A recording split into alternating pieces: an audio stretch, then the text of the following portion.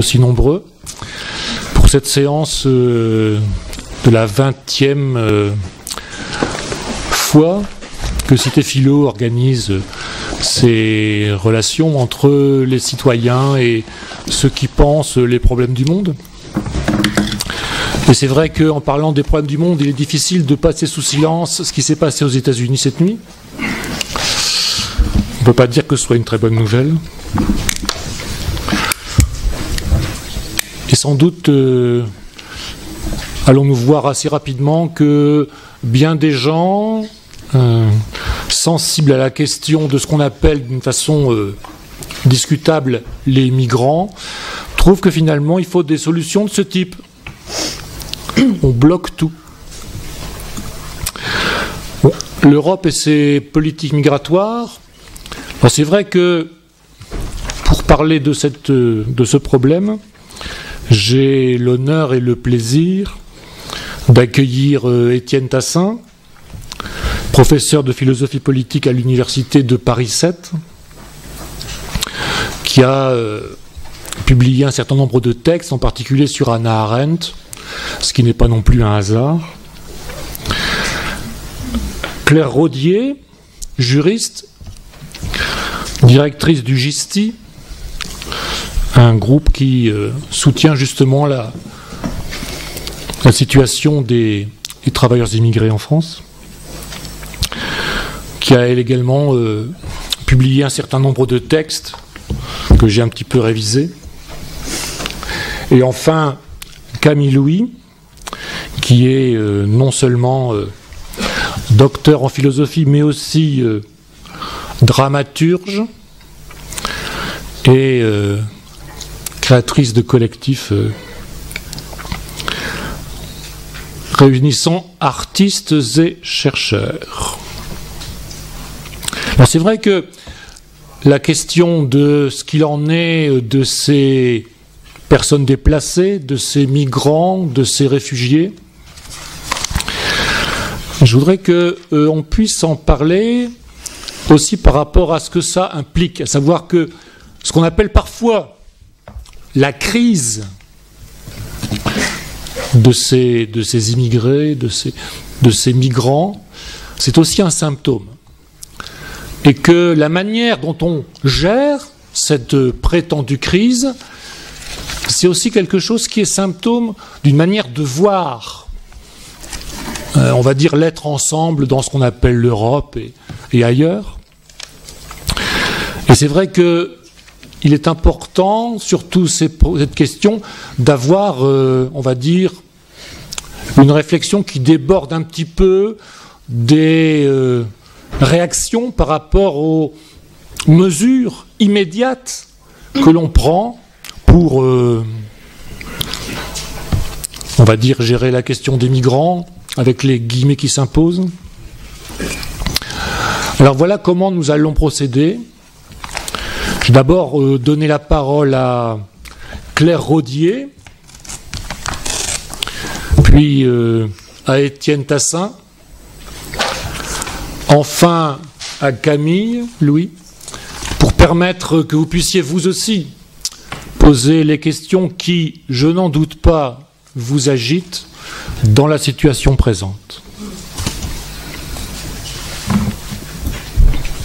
Merci beaucoup de nous accueillir ici dans le cadre de Cité Philo. Vous avez parlé de crise migratoire. C'est vrai que depuis 2015, on entend beaucoup prononcer ce mot, crise migratoire. Il y aurait eu une crise migratoire sans précédent en Europe. Alors, de fait, si on regarde les chiffres, il y a eu une augmentation considérable du nombre de ce que les autorités, notamment l'agence européenne qui s'occupe de la surveillance des frontières extérieures de l'Europe, l'agence Frontex, appelle entrées irrégulières sur le territoire de l'Union européenne. Donc, le nombre d'entrées irrégulières enregistrées par Frontex en 2015 a atteint de l'ordre de 1 million, contre en moyenne un peu plus de 100 000 par an de façon constante depuis une dizaine d'années précédemment. Mais 2015, c'est aussi l'année pour laquelle le HCR, le Haut Commissariat des Nations Unies pour les réfugiés, a enregistré le plus grand nombre de personnes déplacées dans le monde depuis les 50 dernières années, 65 millions. Ce record étant dû notamment au conflit du Moyen-Orient.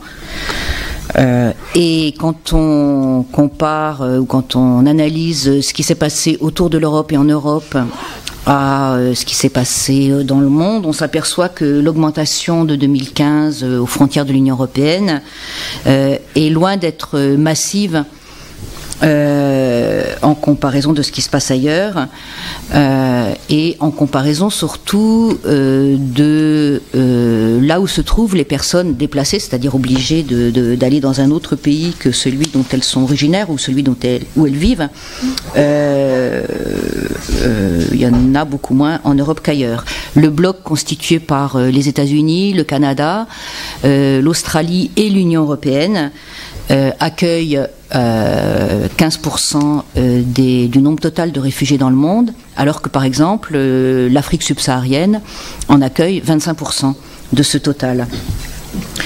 Si on revient à un cadre européen, il y a 2 millions, d'après les statistiques officielles, 2 millions de réfugiés enregistrés, c'est-à-dire de personnes qui ont fait une demande d'asile dans un pays européen et qui ont obtenu un statut, donc dans les 28 États membres de l'Union européenne. 2 millions de réfugiés enregistrés, c'est à peu près autant qu'au Pakistan à lui tout seul. Et c'est beaucoup moins qu'en Turquie aujourd'hui, où le nombre de réfugiés atteint pratiquement 3 millions.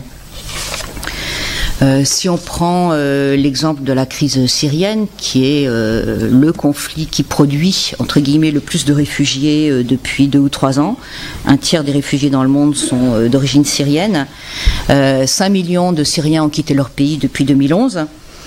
Il y en a 2 700 000 en Turquie. Il y en a 1 million, un peu plus d'1 million au Liban, pour un total de 4,5 millions d'habitants, c'est-à-dire que 25% des habitants du Liban aujourd'hui sont des réfugiés syriens. Il y en a un peu plus de 600 000 en Jordanie.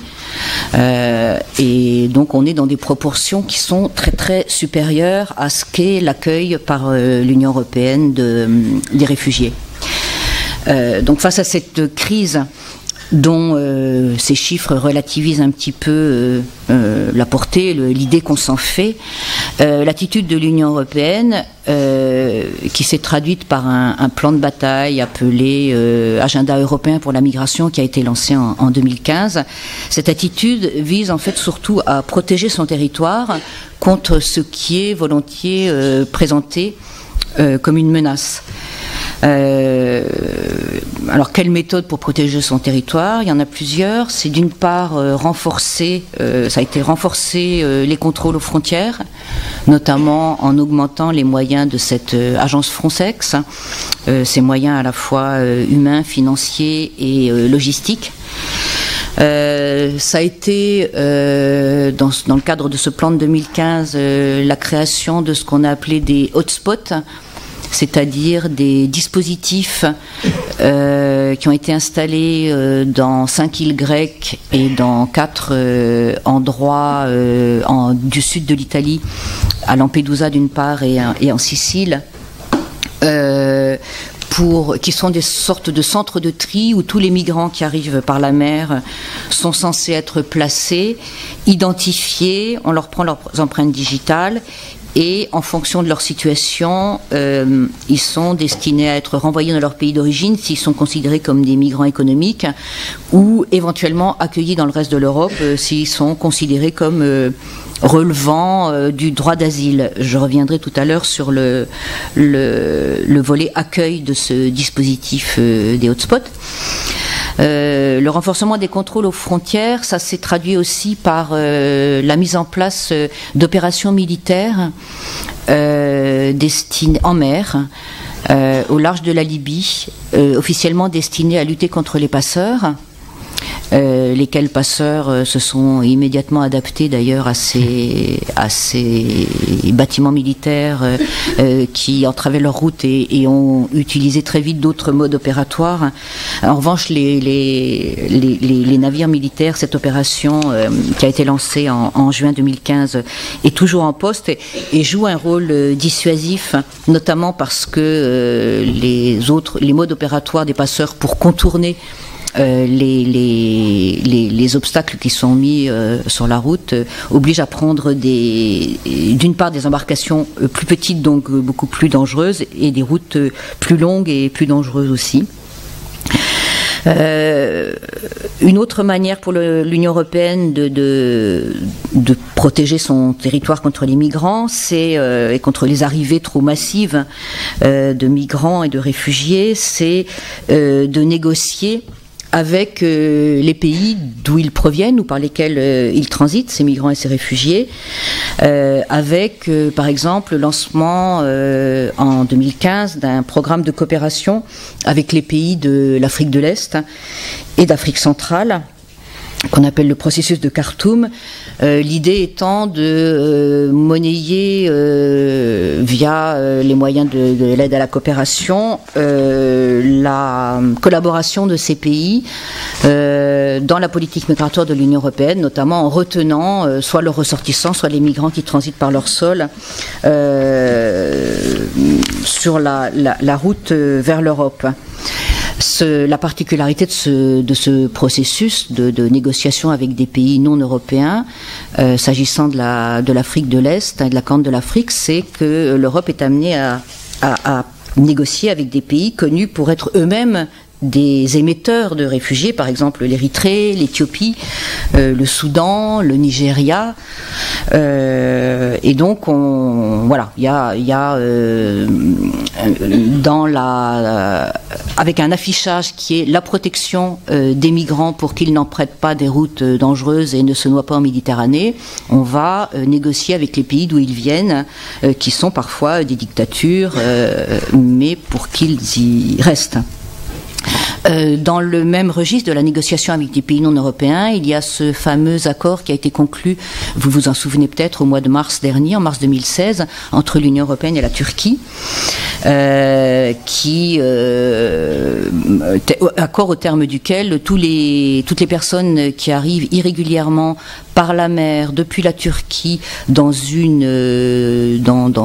îles grecques, dans l'archipel grec, toutes ces personnes doivent être renvoyées en Turquie, y compris si ayant déposé une demande d'asile, et c'est d'après le HCR le cas de 80% des personnes qui sont actuellement dans les îles grecques, dites migrants irréguliers mais potentiellement réfugiés, donc y compris si ces personnes peuvent prétendre à une protection en application d'une convention internationale qui s'appelle la Convention de Genève sur les réfugiés.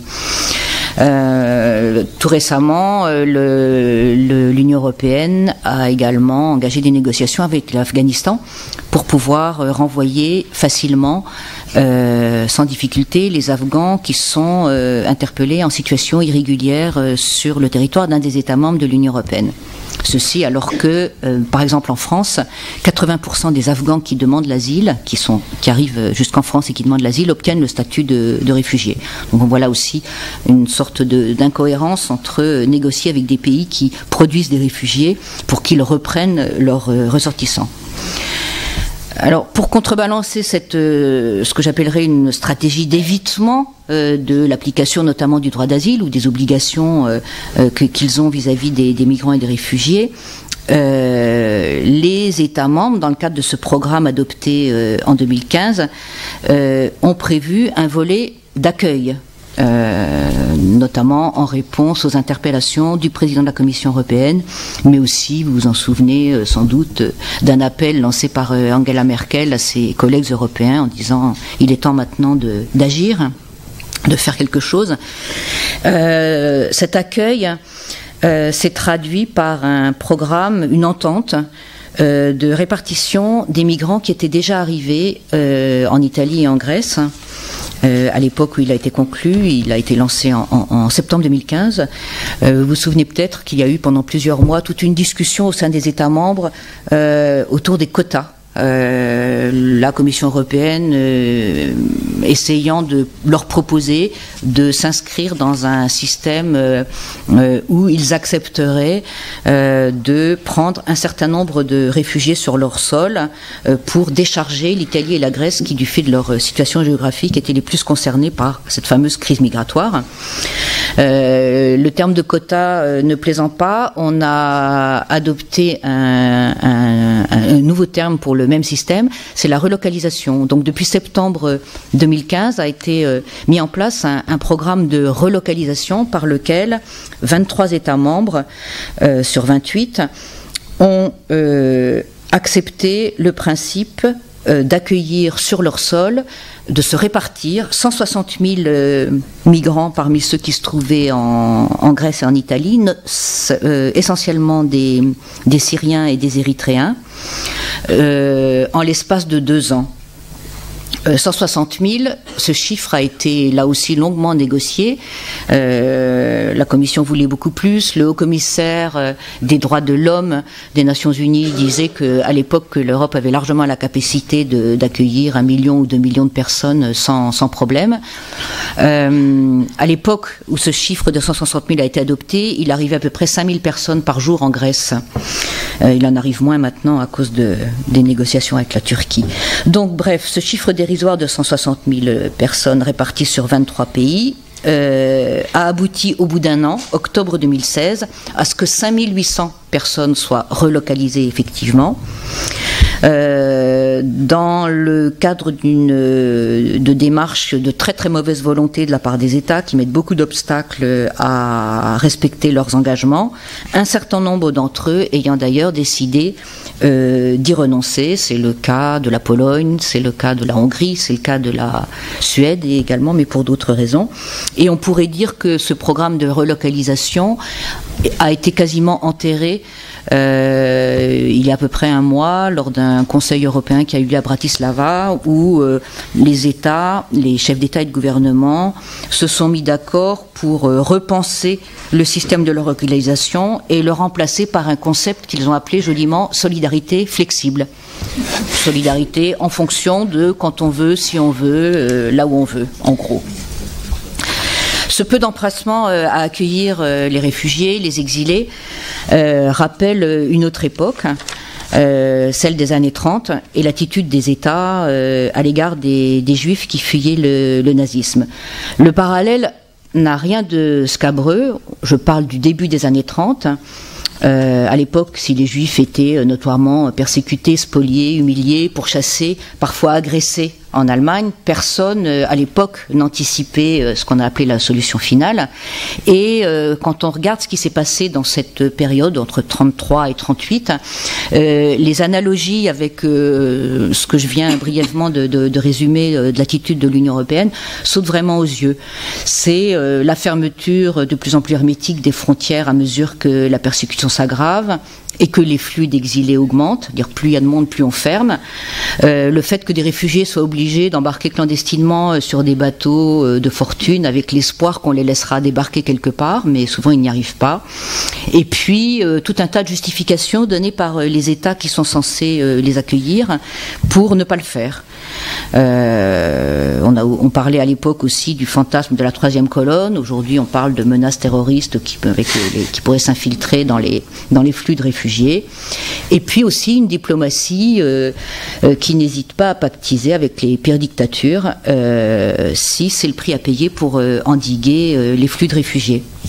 Donc à partir de 1933, des centaines, puis des milliers, puis beaucoup plus de Juifs quittent l'Allemagne et cherchent une terre d'accueil.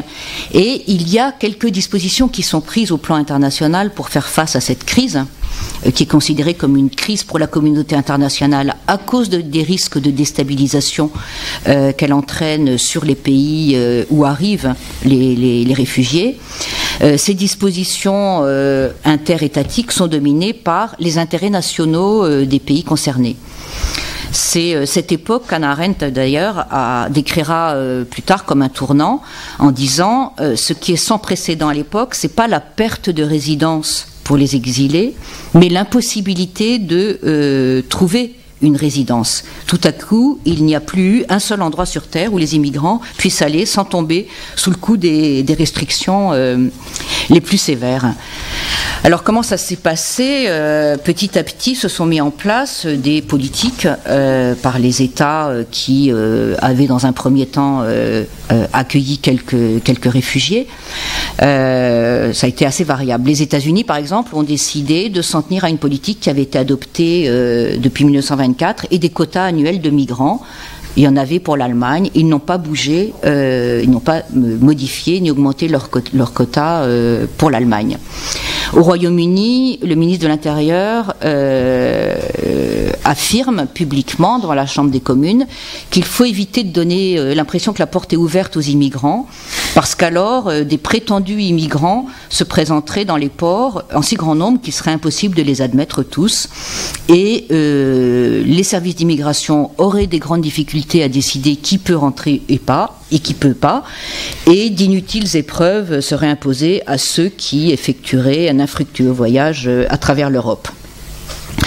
Selon les pays, les attitudes sont différentes. La France a, en 1933, accueilli pas mal de réfugiés, mais très vite, elle s'est inquiétée de cet afflux et l'attitude s'est mise à changer. Beaucoup de candidats à l'entrée sont refoulés.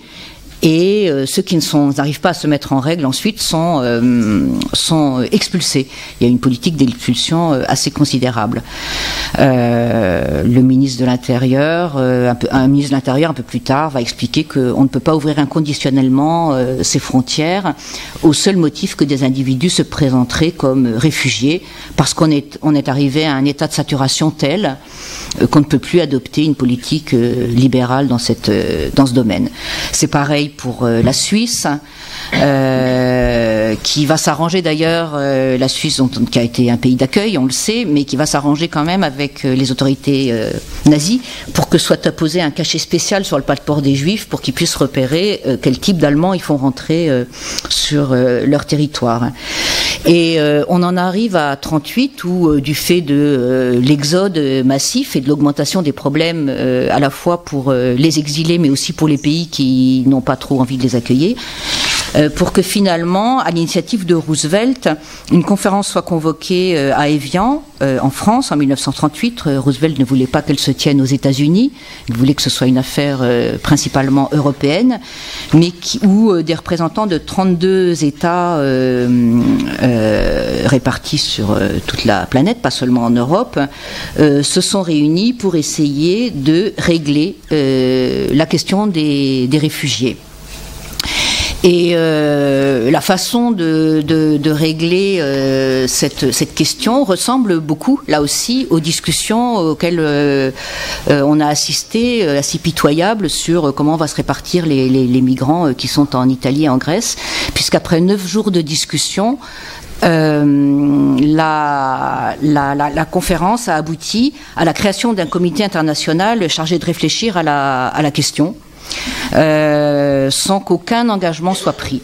Donc la Grande-Bretagne, la France, la Belgique, la Suède et la Suisse déclarent tous qu'ils sont dans l'incapacité d'accueillir des réfugiés parce qu'ils en ont déjà trop. Le représentant de l'Australie dit que comme il n'y a pas de problème racial en Australie, il ne faut pas en importer en faisant venir des Juifs. Le délégué canadien qui est interrogé sur le nombre de réfugiés qu'il pourrait prendre, il dit ce serait déjà trop, on ne peut pas. Alors certains pays d'Amérique du Sud ont fait valoir qu'ils avaient des problèmes, crise économique, etc., mais ont quand même accueilli des travailleurs agricoles quand il y avait des besoins. L'Uruguay a pris des immigrés juifs à condition qu'ils puissent justifier de ressources. Voilà, on est finalement arrivé à une conclusion, comme je disais, à peine quelques dizaines de milliers, on peut partir en Amérique du Sud, et c'est tout. Et un journal allemand qui s'appelait Reichswart a salué la conclusion de cette conférence d'Évian en titrant « Juifs à céder à bas prix, qui en veut ? Personne ». Bon, il y a eu d'autres épisodes comme des navires qui sont partis, qui ont essayé qui sont partis d'Allemagne, qui ont essayé de débarquer des juifs allemands dans beaucoup de pays, qui n'y sont pas parvenus, qui ont fini par revenir en Allemagne. Un spectacle assez pitoyable, et on pourrait conclure que ce rapprochement que certains trouvent un peu exagéré parfois, ça n'est pas mon avis comme je vous l'ai dit, on pourrait conclure de ce rapprochement que l'histoire est un éternel recommencement, que l'histoire bégaye et que finalement on se retrouve toujours dans les mêmes schémas, sauf qu'entre-temps une mutation fondamentale était censée s'être produite avec la décision à la fin de la Seconde Guerre mondiale de placer les droits de l'homme en général et le droit d'asile en particulier sous la protection de la Convention, de la communauté internationale. C'est l'adoption en 1946 de la Déclaration universelle des droits de l'homme, c'est l'adoption en 1951 de la Convention de Genève sur les réfugiés, qui inverse la conception que assumer d'avoir les États-nations du droit d'asile. Avant la Seconde Guerre mondiale, tout ce que je vous ai décrit se situe dans un cadre où les États sont libres, au nom de leur souveraineté, de décider de qui a le droit de passer, de pénétrer sur leur territoire. Au contraire, après 46 et après 51, notamment avec la Convention de Genève, les États et l'Union européenne sont engagés, ont des contraintes qui sont de droit international tirées de leurs engagements internationaux. L'Union européenne, qui s'est fondée notamment sur le respect des droits de l'homme, a adopté en 2000 une charte des droits fondamentaux qui prévoit le droit à la liberté de circulation des personnes et le droit d'asile pour toute personne persécutée en raison de ses opinions, de sa race, de ses etc. etc. Donc on est vraiment dans un contexte complètement différent, et on voit que les mêmes réponses sont données à des situations relativement comparables, et c'est sur cette mutation qui n'en est pas vraiment une que je vais laisser la parole à Étienne. Merci.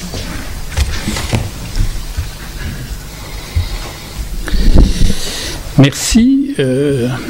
Donc j'enchaîne à partir du problème que Claire Rodier vient de poser, c'est-à-dire voilà que au mi-temps du XXe siècle, des déclarations universelles, de normes universelles sont adoptées et ratifiées par les États, et il semble que la conduite des 10 États à l'égard des migrants ne change absolument pas par rapport à celle qui était la leur avant. L'argumentaire est exactement le même. Alors je pense que si on repart de là, on peut poser d'abord la question de savoir au fond qu'est-ce que c'est que l'universel en politique et comment cet universel se traduit en politique. Et en partant de cette question, je reviens alors à la question des migrants et au sort réservé aux migrants par l'Union européenne aujourd'hui.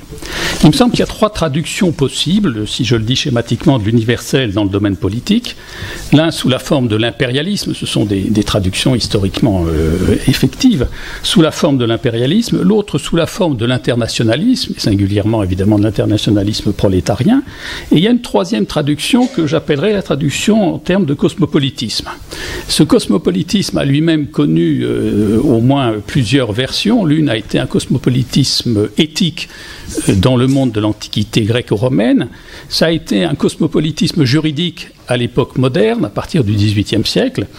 Et puis il est possible qu'aujourd'hui, nous soyons en attente ou en besoin d'un cosmopolitisme qui serait proprement politique, qui ne serait pas simplement éthique et pas simplement juridique, mais qui serait proprement politique. Et il est possible, c'est au fond une lecture que je propose, il serait possible de considérer que la formation de la communauté politique européenne, la constitution de l'Union européenne, soit une tentative de traduire politiquement cette prétention cosmopolitique par la création d'une communauté métanationale ou post-nationale qui inclurait 6, 12, 15 et 27, 28, puis 27 États. Et là, à ce moment-là, le problème change de forme. Si je le dis de façon schématique, vous savez qu'il est d'usage de dire au fond qu'on va définir un État par 3 paramètres qui sont d'une part la souveraineté du pouvoir, d'autre part le territoire sur lequel cette souveraineté s'exerce, et enfin la population qui est concernée par l'exercice de cette souveraineté. Or, si on regarde la prétention cosmopolitique de la création d'une communauté métanationale, comme par exemple l'Union européenne, vous voyez que ça fait bouger, ça brouille considérablement les trois paramètres. C'est-à-dire que la souveraineté se révèle affaiblie ou en tout cas relativisée par l'adoption de principes d'une supra-souveraineté et du principe de subsidiarité, qui redistribue de manière différenciée entre les États les compétences régaliennes des 10 États. Si on considère le territoire, par exemple, dans le cas de l'Union européenne, il y a eu à un moment avec les accords de Schengen, sur lequel je reviendrai, une disparition des frontières internes, mais les dites frontières sont repoussées aux pays limitrophes, mais donc ça brouille les représentations géographiques et la distribution des territoires. Et concernant les populations, non seulement il y a eu cette mutualisation dont le traité de Maastricht a donné la formule par la création d'une citoyenneté européenne, mutualisation des peuples européens appartenant aux États européens, mais il y a ce problème auquel nous sommes confrontés aujourd'hui, qui est qu'au fond, les populations, en raison des flux de migration considérables qui les caractérisent, se trouvent tout d'un coup brouillées dans leur définition à la fois nationale et à la fois métanationale, c'est-à-dire au niveau européen.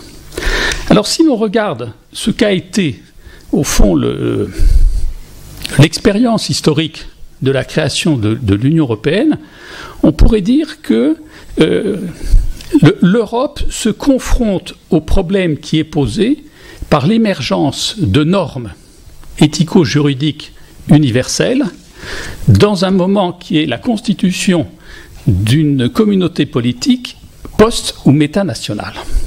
Mais si on regarde l'histoire de l'Europe, au fond, l'Europe s'est définie à la fois, disons, philosophiquement, quant à son concept philosophique et même d'un point de vue culturel, dans sa définition culturelle, c'est toujours définie par une prétention à l'universalité.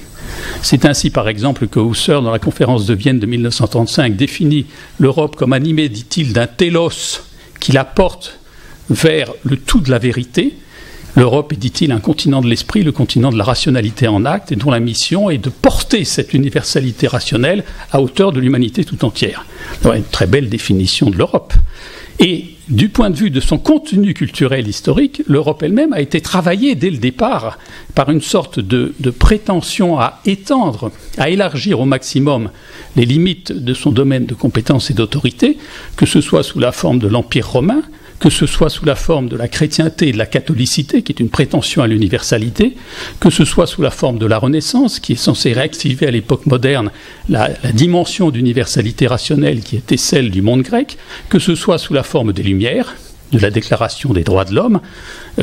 Toutes ces dimensions-là dénotent l'idée que l'Europe se confondrait avec cette prétention à incarner une universalité.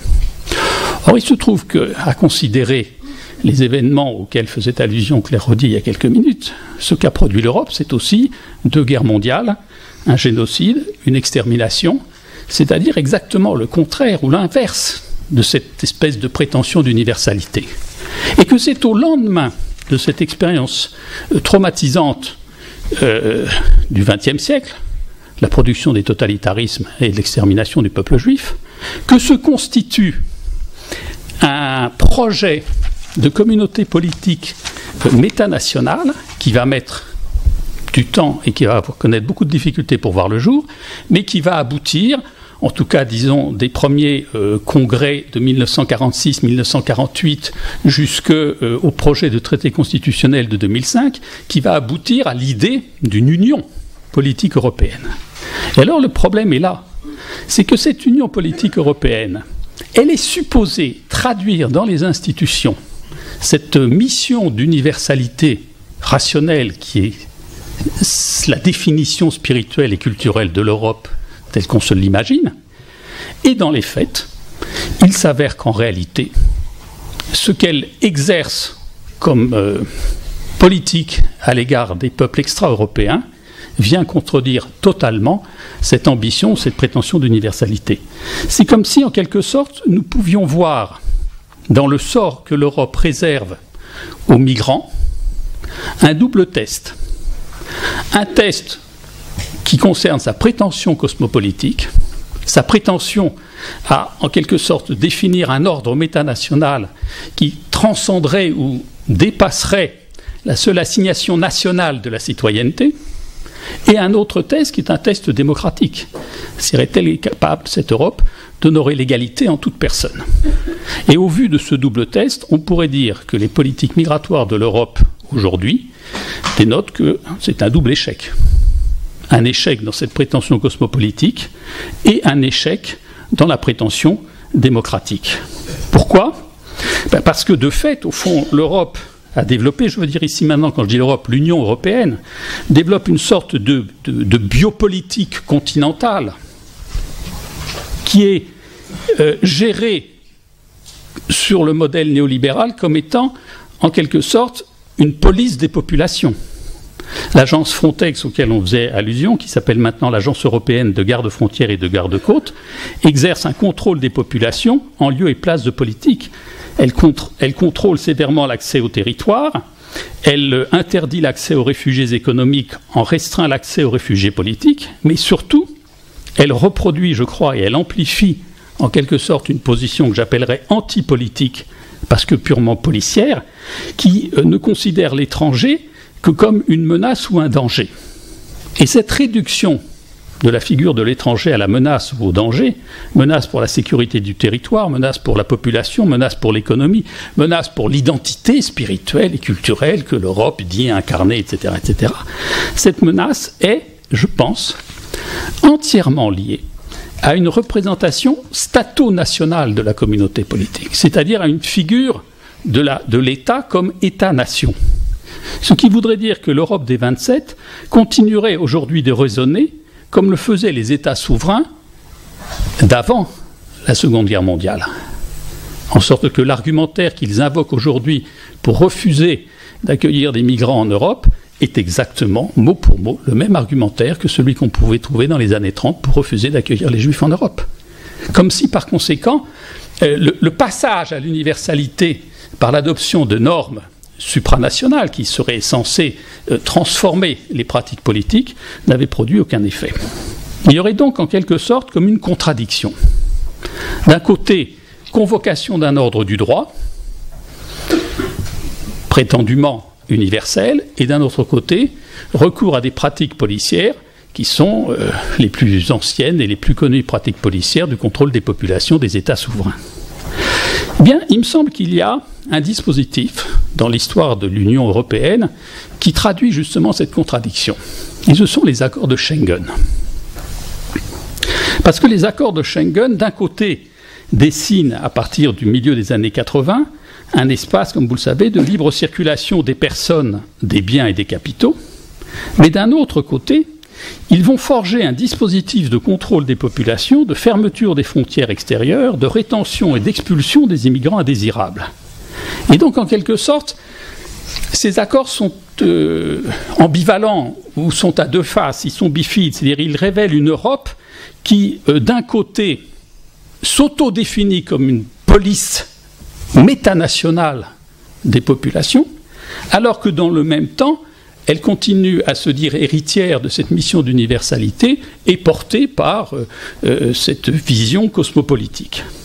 Il faut dire que les accords de Schengen ont connu, si on s'arrête un peu sur leur histoire, un moment de basculement intéressant.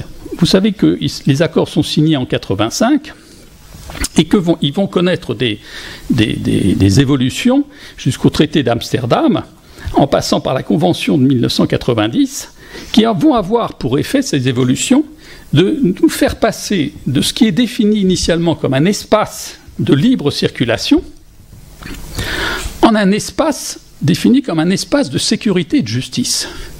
C'est-à-dire qu'il y a très clairement dans l'évolution des accords de Schengen le glissement qui nous fait passer d'une revendication de la liberté de circulation à une revendication de la sécurité, sécurité des personnes, sécurité des États et sécurité des populations, qui conduit donc évidemment à l'adoption, avec le traité d'Amsterdam, des mesures communautaires, du fichier informatique généralisé au niveau de l'Europe, de ce qu'on appelle la méthode communautaire dans la gestion des populations et le contrôle des identités, etc. etc. Bon. Alors, il me semble qu'on ne doit pas considérer cette police des populations comme une sorte de dommage collatéral d'une politique qui par elle-même serait honorable parce qu'elle serait mue par une visée cosmopolitique. Il me semble qu'en réalité, nous devons comprendre que l'un ne va pas sans l'autre, que les deux s'appellent l'un l'autre. Et pour comprendre ça, on devrait peut-être considérer la chose de la façon suivante. Se demander, est-ce que l'Union européenne est en principe en droit de recourir aux méthodes de contrôle des populations qui furent celles des États-nations souverains du XIXe et du XXe siècle. Et à ce moment-là, on devrait répondre non, parce que justement, elles n'ont pas à reproduire cet imaginaire qui était l'imaginaire en quelque sorte, je dirais, pour dire les choses caricaturellement, identitariste, communautariste et nationaliste, qui a habité ces discours nationalistes des grosses machines policières, des États sécuritaires que nous avons connus. Alors pourquoi l'Union européenne reconduit-elle ces dispositifs, ces agencements et ces procédures ? C'est qu'il y a, me semble-t-il, ici, une contradiction qui se cristallise justement entre le droit et la politique. Une contradiction qui, en quelque sorte, mine l'état de droit de l'intérieur. Car l'état dit de droit agit, on le voit en France aujourd'hui, l'état de droit dit de droit agit en dépit du droit, voire en violation du droit. Il use et même il abuse, il produit ce que j'appellerais des illégalismes délibérés. C'est-à-dire qu'il devient lui-même producteur d'illégalisme, c'est-à-dire il procède à un retournement de la loi contre le droit. J'en prends juste quelques exemples sur lesquels Camille Louis ensuite reviendra plus en détail. Mais je prends un exemple anecdotique qui concerne Calais, la jungle de Calais.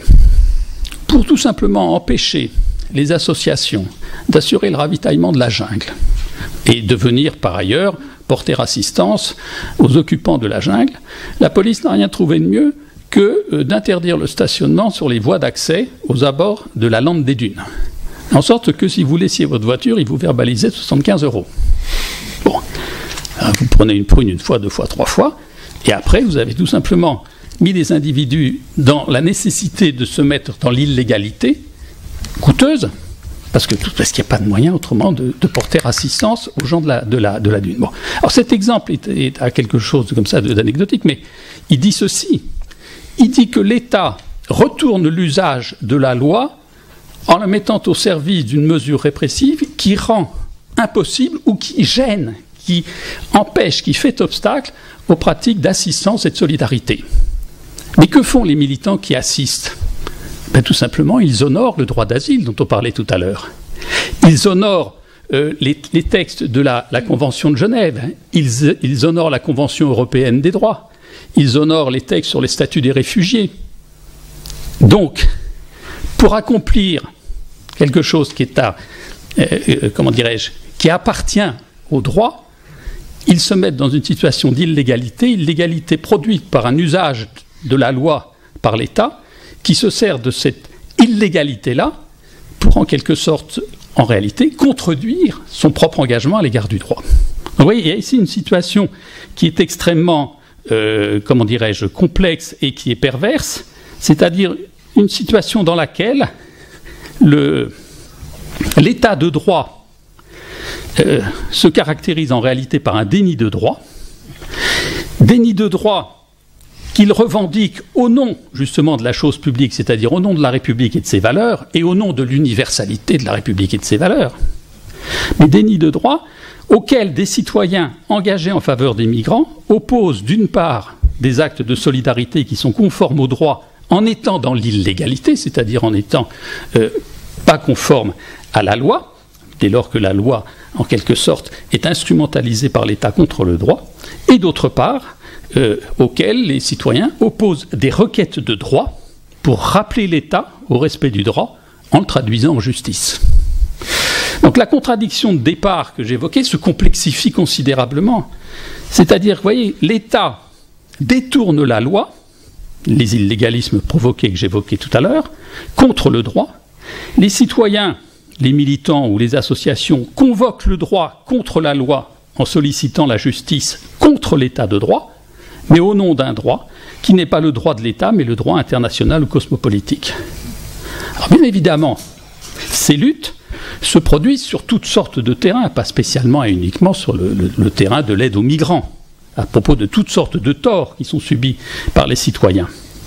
Mais dans le cas des luttes qui sont liées à la situation des migrants, elles ont une signification, me semble-t-il, particulière, précisément parce que les individus concernés sont d'autorité mis dans la situation à ne pas se désigner, se reconnaître comme des sujets politiques, ou ont été condamnés à se soustraire même à toute forme d'identification politique en détruisant leurs papiers pour essayer d'échapper à la police. Donc tout d'un coup, voilà que la question vient se loger à propos d'une situation qui est d'une haute valeur symbolique, à savoir, c'est la question de savoir comment un individu peut être compris, reconnu, désigné comme un sujet politique, pas simplement comme un sujet de droit, mais comme un sujet politique proprement dit. Et donc, vous voyez, ici, nous avons une contradiction, je crois, une contradiction claire entre la visée d'une universalité de principe pour laquelle l'hospitalité est un droit, et même peut-être un droit et un devoir inconditionnel, et aux yeux de laquelle, en quelque sorte, la citoyenneté ne requiert pas d'autre titre pour être octroyé que l'engagement civique et responsable de ceux qui y prétendent, quelle que soit par ailleurs leur nationalité, et d'un autre côté, la production d'une particularité concrète qui fait d'une union à vocation cosmopolitique, l'Union européenne, qu'elle reste, quoi qu'elle en est, empiriquement et donc historiquement, une communauté que l'on dit européenne et non mondiale, une communauté donc en partie fermée, qui reproduit tous les dispositifs de fermeture et de redéfinition nationale, alors même qu'elle prétend avoir dépassé la dimension nationale par l'instauration d'une communauté métanationale. Alors comment sortir de cette contradiction ? Ça, je pense que c'est peut-être Camille Louis qui va nous donner des indications là-dessus. En tout cas, certainement pas par l'affichage de normes universelles, puisque le problème est que l'État qui affiche son adhésion n'y souscrit pas, les contourne et les retourne. Mais je crois en revanche, en assumant pleinement cette contradiction comme étant l'élément même de la politique, dès lors que celle-ci s'entend comme une cosmopolitique et non pas comme une simple logique de défense des intérêts nationaux. Et assumer cette contradiction, c'est, de façon pratique, dire, je crois que l'universalité n'est pas principielle ou formelle, qu'elle n'est pas simplement normative ou prescriptive, mais qu'elle est très exactement ce que font exister des luttes concrètes et des luttes particulières, et singulièrement les luttes menées au service ou avec les migrants, c'est-à-dire avec ceux dont le problème qu'ils posent et qu'ils semblent devoir se soustraire ou être dans l'obligation d'avoir à se soustraire à leur propre définition, leur autodéfinition comme des sujets politiques. Et il me semble que, voilà, que de ces luttes-là, nous avons des exemples qui doivent nous apprendre au fond ce que serait une universalité concrète, et Camille va nous en parler. Merci beaucoup. Je ne pense pas que je vais donner la solution du problème comme tu l'as annoncé, mais en tout cas, voilà, essayer d'avancer quelques pistes pour sortir enfin, c'est très important tout ce que Claire et Étienne ont dit, mais l'envie qu'on avait en construisant un petit peu cette présentation à trois autour de problématiques qui sont celles que vous avez parcourues déjà, vous qui avez suivi plusieurs choses de Cité Philo, j'imagine, qui a pris comme thème général République et universel, si je ne me trompe pas. Donc c'était à la fois de reprendre, enfin de placer cette présentation et cette problématique des politiques migratoires dans ce couplage de République et d'universel, et de repartir un petit peu du petit chapeau que vous avez peut-être lu en venant ici.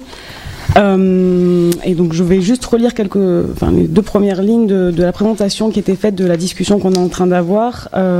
Donc il y avait cette idée au départ, je lis tout simplement, à travers ce qu'on appelle d'une dénomination en soi discutable, la crise migratoire, l'Europe se trouve confrontée à la question du sens qu'il est encore possible de donner à l'idée d'universalisme. Au point qu'on peut considérer les politiques migratoires aujourd'hui adoptées comme un véritable test à la fois démocratique et cosmopolitique pour l'Union européenne. que masquent en vérité ces politiques migratoires.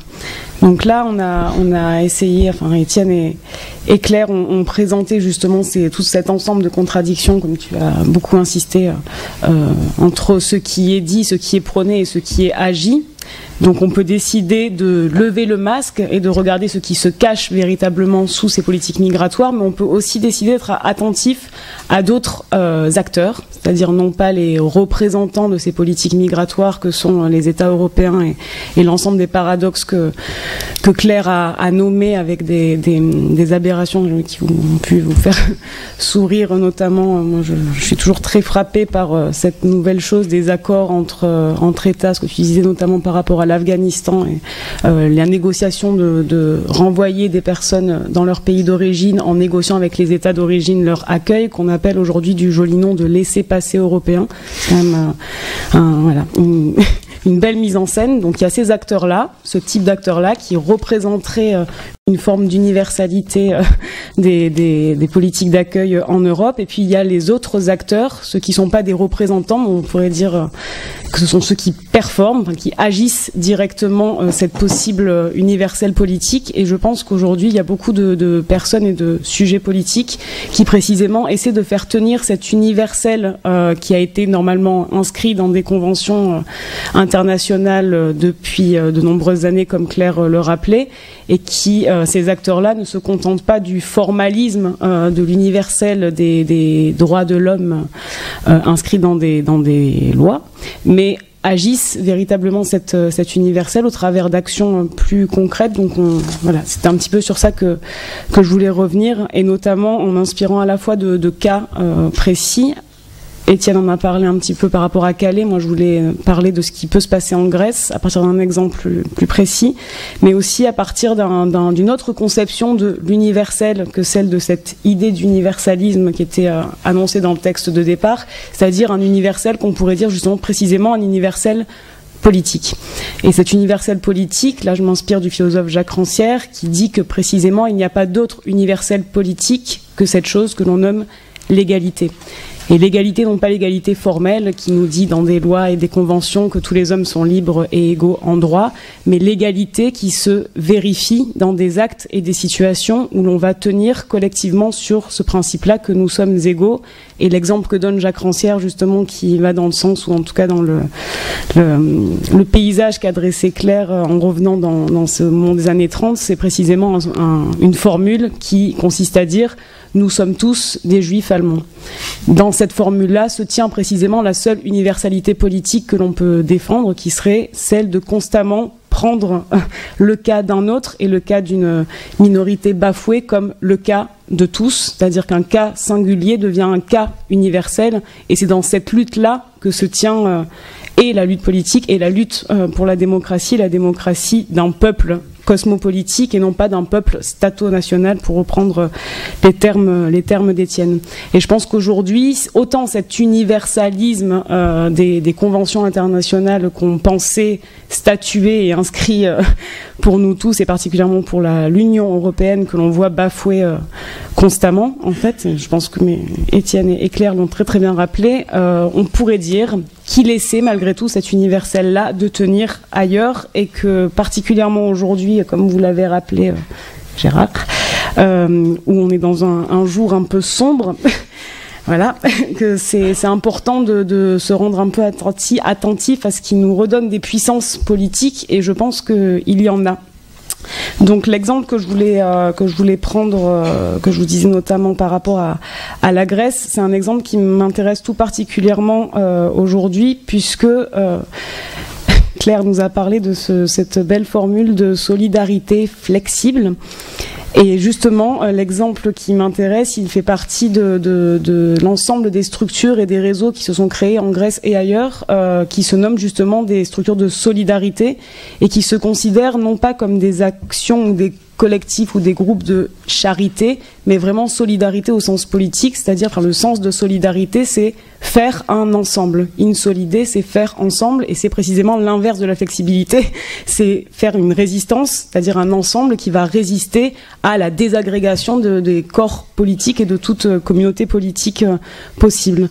Et les structures de solidarité qui sont nées en Grèce depuis plusieurs années maintenant se nomment sous une formule qui est particulièrement intéressante, puisqu'elle se nomme comme je reprends la formule de Christos Ganaiopoulos, qui est l'un des directeurs de Solidarity for All, qui dit que leurs actions sont de l'ordre de institutions alternatives. Ce sont des institutions, donc ce sont des actions qui valent parce qu'elles essaient d'avoir des durées. C'est le propre d'une institution, c'est quelque chose qui dure, et c'est pas simplement des actes épars pour aider de manière plus ou moins bricolée les situations d'urgence dans lesquelles les défaillances des politiques migratoires justement placent les citoyens face à cette question-là des réfugiés. Donc les institutions alternatives, c'est-à-dire ces structures de solidarité, aujourd'hui font en sorte que un ensemble de lieux, un ensemble de pratiques existent dans les pays, notamment comme la Grèce, pour accueillir les réfugiés et pour faire avec eux et non pas simplement pour eux. Et ça, c'est quelque chose de très important sur cette notion de solidarité qui est, on est en train, nous, citoyens grecs et avec les citoyens du monde qui sont avec nous, qui viennent d'Afghanistan, de Syrie, d'Irak, d'Érythrée, nous sommes en train de mener ensemble une lutte collective qui nous concerne tous, puisque c'est la lutte d'un peuple contre un autre, la lutte d'un peuple démocratique, universel et cosmopolite contre un peuple des nations, et qui devient un peuple de citoyens ou d'individus atomisés et coupés les uns des autres et coupés de toute prétention universelle que veulent fabriquer les États européens dans cette Union européenne.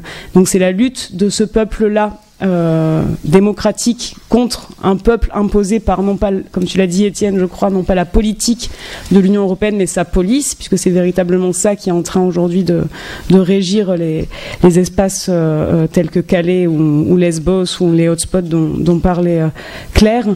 C'est l'inverse justement d'un peuple et d'un démos, c'est-à-dire d'une communauté qui serait organisés par un principe d'égalité, mais ce sont des groupements de personnes qui ne sont plus du tout constitués par cette articulation entre singulier et universel, ce que je vous rappelais tout à l'heure avec la formule « nous sommes tous des juifs allemands », c'est-à-dire que le cas d'un singulier vaut pour tous, singulier universel, mais un peuple comme un ensemble composé par les politiques européennes sous le principe de particulier général, où il y a certaines communautés qui vont avoir droit à certaines choses alors que d'autres n'y auront pas droit. Enfin, vous connaissez ça, c'est toute la différence entre les réfugiés politiques et les réfugiés économiques qui va donner droit aux Syriens de certaines choses et pas à d'autres réfugiés. Donc on va constituer, alors que c'est un problème collectif, des particularités de droit et d'accueil pour certaines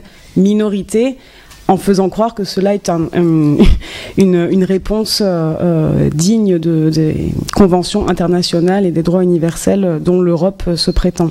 Donc ce que je trouve intéressant dans cette lutte de peuple contre un autre qui est présent dans notamment les structures de solidarité que je vous évoque, c'est que ces structures de solidarité qui font valoir, comme tu l'as très bien dit Étienne pour faire la transition, qui font valoir un droit que le dit droit européen ne cesse d'enfreindre, donc cette espèce de, je ne sais plus comment est-ce que tu as nommé ça, une l'égalité enfin j'ai déjà oublié. Bon bref, c'était une formule intéressante, mais vous l'avez noté sûrement. En tout cas, c'est cette contradiction entre une légalité finalement qui va contre le droit premier, un illégalisme délibéré, voilà. Donc cette chose-là est particulièrement intéressante sur les structures de solidarité, puisque vous avez dû voir récemment, parce que ça s'est passé aussi dans la région, que revient en force ce que l'on nomme le délit de solidarité, c'est-à-dire qu'aujourd'hui, agir ce droit de tous, pour reprendre la formule d'Hannah Arendt, le droit d'avoir des droits, agir cela comme plusieurs citoyens le font, pas simplement les migrants, mais donc toutes les personnes qui agissent avec les migrants, faire cela, donc faire valoir ce droit d'avoir des droits, devient un hors-la-loi de la France, donc qui assigne plusieurs personnes en justice pour avoir été solidaires. C'est à la fois, ça s'applique à la fois à des acteurs et à des actions. Récemment, notamment Claire nous a fait passer le récit d'un jeune homme, enfin d'un monsieur, à Nice, qui a fait 36 heures de garde à vue pour avoir aidé 3 jeunes filles érythréennes en détresse. Et donc pour cela, à cause de cela, il a été inculpé. Donc évidemment, les jeunes filles n'ont pas pu aller là où elles voulaient aller. Et lui a été emprisonné et il doit passer en jugement. Il a assigné à résidence. Et il doit passer au tribunal. Voilà. Le 23 novembre. Donc délit de solidarité. Donc voilà, c'est sur les acteurs. Et puis les mêmes procédures sont mises en œuvre pour les personnes qui ne sont pas forcément clairement impliqués dans des actions, comme là ce monsieur à Nice qui a vraiment pris ces 3 jeunes filles dans sa voiture pour les amener à Marseille pour qu'elles puissent être soignées.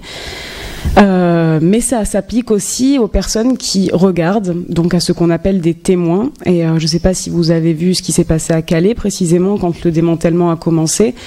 Toutes les personnes qui se trouvaient présentes à Calais et qui auraient pu témoigner de la réalité de la situation et des politiques migratoires assumées par la France étaient passibles de prison et de 7 500 € d'amende. Donc c'est plus les 75 € par jour, là c'est les 7 500 € d'amende pour être présent et donc pour pouvoir témoigner de la vérité, la véritable situation et les véritables actions du gouvernement que les médias ont largement communiqué comme se passant très bien.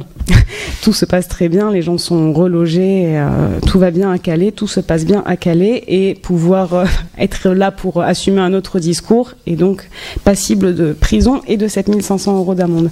Et ce pourquoi ça m'intéresse de vous dire ça, c'est simplement qu'il me semble qu'aujourd'hui c'est un devoir collectif de porter témoignage pas simplement de ce qui se fait en termes de déni de droit par l'état de droit, mais précisément des actions multiples qui ont lieu autour de nous pour faire valoir cet autre droit, ce droit politique qui est celui donc des migrants et qui nous concerne tous dans une lutte de ce peuple démocratique contre un peuple apolitique que l'Union européenne essaie de construire. Et ce qui se passe en Grèce, donc dans ce cas qui m'intéresse, qui s'appelle l'Hôtel City Plaza, c'est un lieu qui a ouvert il y a 6 mois. Là d'ailleurs le week-end prochain on va célébrer les 6 mois d'occupation de cet espace. Donc c'est un lieu qui accueille 400 réfugiés qui viennent de Syrie, d'Afghanistan, du Soudan, enfin d'un peu tous les pays qu'on accueille en Europe. Et donc, ce qui est remarquable dans ce cas-là, c'est que ce ne sont pas des personnes qui agissent, comme je vous le disais, pour aider les migrants, et donc qui se contenteraient de les mettre dans des chambres et de, je sais pas, les accompagner, les nourrir ou les loger, mais il y a vraiment un principe d'action collective où on agit ensemble, c'est-à-dire que chaque chambre a entre 3 et 5 heures de travail par semaine pour une fois faire le repas, une fois faire la vaisselle, une fois faire le ménage, une fois tenir le bar, puisque ça, il y a un petit café où vous pouvez aller parler avec ces personnes-là, puisqu'il y a donc une grande attention donnée aux cours de langue, et donc vous pouvez aller à l'Hôtel City Plaza pour enseigner, mais aussi pour recevoir des cours, puisque ces personnes-là qui viennent de tous ces pays sont aussi des personnes qui ont fait des études et qui sont en mesure d'enseigner, qu'elles enseignent l'arabe ou qu'elles enseignent, je sais pas, la calligraphie ou je ne sais quoi. En tout cas, il y a un principe d'échange des savoirs qui recrée précisément cette communauté politique atteinte et mise à mal constamment par les politiques européennes. Donc d'une part, il y a ces actions-là, mais aussi il y a un principe très clair qui est établi entre les personnes et qui consiste à dire ce que tu as dit, Étienne, à la fin de ton intervention, que nous sommes tous des sujets politiques et que le migrant n'est pas simplement un objet des politiques migratoires ou des actes de charité, mais c'est un sujet de ses propres revendications. Et donner la place à ces migrants d'être le sujet de ces revendications et d'être considérés comme un sujet politique, c'est à mon sens quelque chose d'assez remarquable et qui est vraiment ce sur quoi tient tout ce principe de l'hôtel City Plaza qui, pas par hasard, marche extrêmement bien. C'est-à-dire que, bien sûr, c'est que 400 personnes, mais simplement de se rendre compte que c'est simple, en fait. C'est simple de prendre un espace, de mettre en place des règles partagées entre les uns et les autres, de simplement se rendre compte que ces personnes qui viennent de ces différents pays sont des égaux. Donc mettre en œuvre et en acte ce principe d'universalité permet que des espaces existent et que tout simplement les gens se rencontrent. Et ce qui est très important, et je pense que ça nous concerne tous et ça concerne la thématique de Société Philo de cette année-là, c'est-à-dire République et universelle, rendre public ces actes, c'est-à-dire que ce que je vous disais que là on va célébrer les 6 mois d'occupation de l'hôtel City Plaza, donc il va y avoir quantité de manifestations et d'interventions dans la ville d'Athènes où précisément ce qui est mené à l'hôtel City Plaza, mais qui peut être mené dans d'autres localités en Grèce, va être rendu le plus visible possible à travers des manifestations artistiques, conférentielles, ou comme là on est en train de l'avoir. C'est quand même agir au nom de la chose publique, de la publicité et de la chose publique, c'est-à-dire de la République. Si à un moment on veut continuer à défendre quelque chose de la République, on est en tant que témoin et que relais d'histoire et de situations aussi directement engagé dans une possibilité de nouer autrement République et universelle que la façon dont l'État ou la République française prétend l'articuler aujourd'hui. Donc voilà, c'est simplement sur ça que je voulais terminer, sur l'invitation à nous tous à prendre en considération que regarder et rendre compte de ce que l'on voit, y compris dans les aberrations et les infractions du droit par l'état de droit, mais aussi dans le maintien de cette universalité politique par des actes et des acteurs multiples. Et je pense qu'il y en a probablement à Lille, des personnes qui essaient de faire quelque chose, ou il y en a en Belgique, il y en a dans différents endroits, de pouvoir faire remonter les expériences et mettre en relation ces différents cas de solidarité quand elles sont considérées comme un délit, particulièrement me semble un mouvement dans lequel on peut tous s'engager. Donc voilà. Mettre en œuvre une autre universalité. Bon, je vous remercie tous les trois. Et je pense que on va donner la parole à ceux qui voudraient ou bien donner des témoignages ou bien demander des précisions à ce que nos invités ont présenté.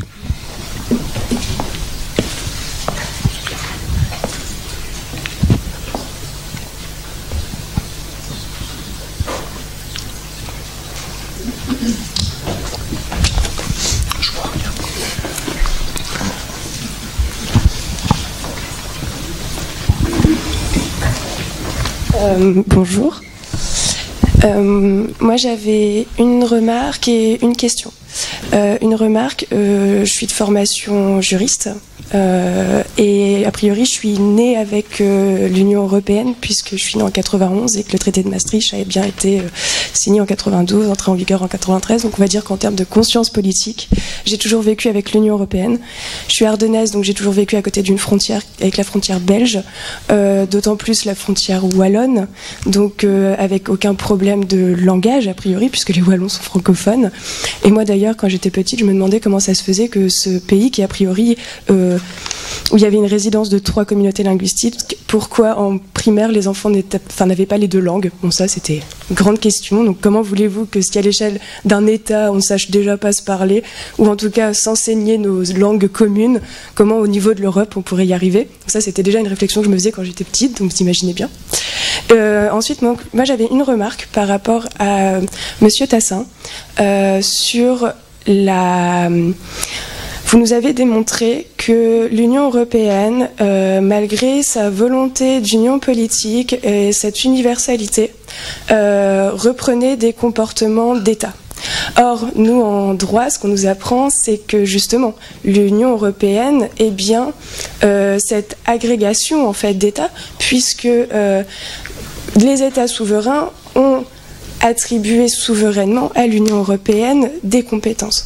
Donc l'Union européenne n'est en fait que, enfin en tout cas moi c'est comme ça que je l'ai figuré dans mon esprit, ce n'est que la continuité de l'État, d'une certaine manière. Donc ça c'était ma remarque. Du coup ma question qui débouche, c'est que nous on nous a toujours dit que l'Union européenne et ses institutions étaient supranationales.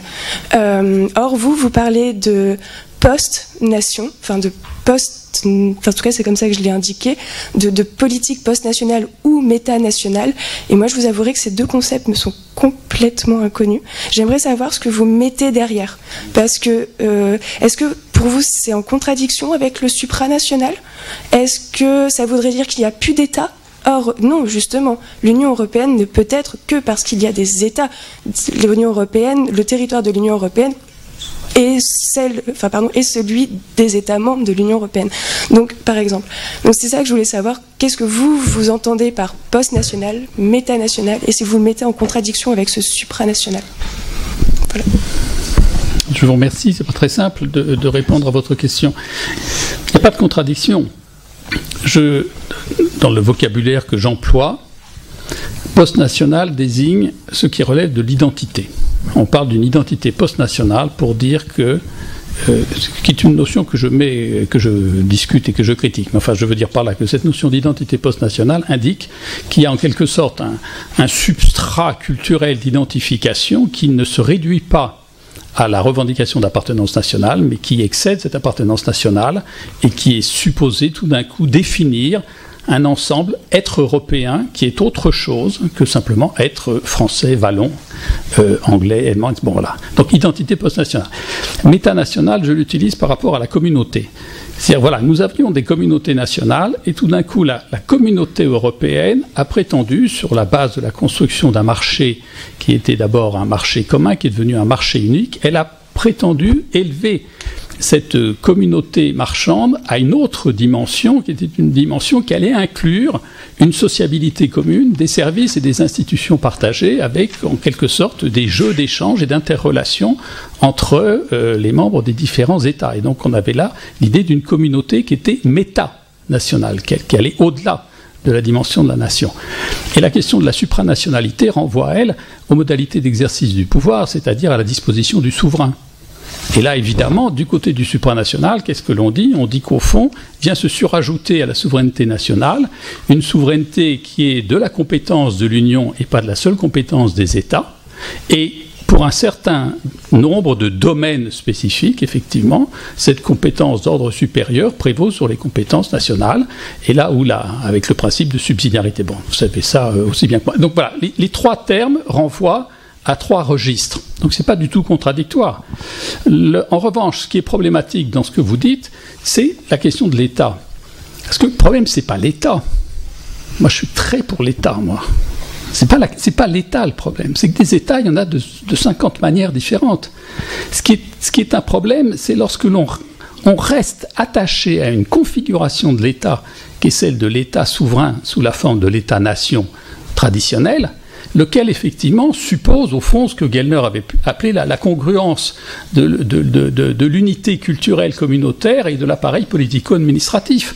Et là c'est problématique. Et je crois que justement, une des choses intéressantes de l'expérience historique de l'Union européenne a été de tenter d'aller au-delà de cette figure-là de l'État-nation. Pour l'instant, ce n'est pas du tout une réussite. Mais je veux dire, historiquement que cette tentative ait eu lieu, au lendemain de la Seconde Guerre mondiale, ça c'est quelque chose, je crois, de très significatif et d'important. Et ce n'est pas l'échec actuel de l'Union qui devrait nous en faire rabattre sur la quête qui, elle, me semble absolument décisive, justement, de savoir est-ce qu'il n'y a pas quelque chose comme une identité post-nationale, quelque chose comme une communauté métanationale et quelque chose comme un ordre politique supranational.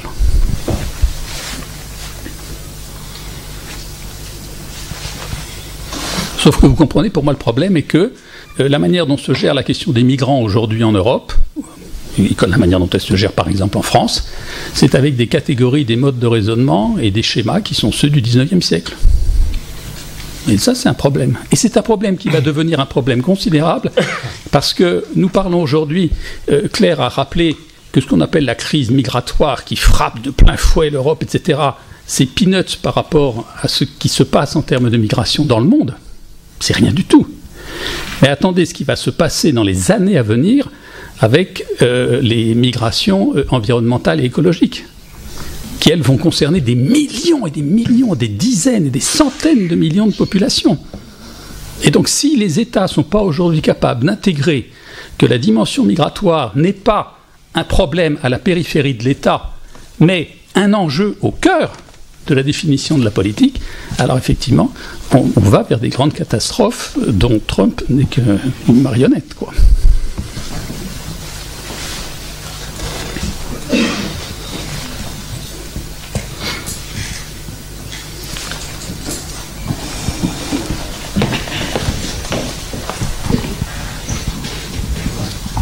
Je m'adresse plus particulièrement à Claire Rodier. Les discours que tiennent les politiques contre cette vague de migrants, l'érection de murs, de forteresses autour de l'Europe, tout cela n'est-il pas le reflet, une réaction face à la montée de l'extrême droite en Europe ? Les pouvoirs, les politiques dites socialistes en France, par exemple, ne suivent pas une politique anti-migratoire afin d'éviter la montée de Marine Le Pen. Et aussi, autre point, je m'adresse plus particulièrement maintenant à mademoiselle Louis, en disant qu'à Calais, un groupe de personnes que les médias et que le gouvernement nomment les no-borders, eh bien, ces personnes ont voulu réintégrer les réfugiés dans la ville. Parce qu'il faut savoir que, non pas la jungle, mais le bidonville d'État, parce que l'État a laissé ce bidonville se créer. Ces gens voulaient, les no-borders, que les réfugiés réintègrent la ville afin que les Calaisiens apprennent de ces gens. Mais Natacha Bouchard, la maire de Calais, peut-être la préfecture et le ministère de l'Intérieur font tout pour empêcher toutes ces initiatives. Vous voyez, nous avons voulu donner des cours de français aux réfugiés, mais c'est très dur, parce que c'est très dur pour les réfugiés d'aller dans la ville de Calais, qui était à 5 km du bidonville d'État.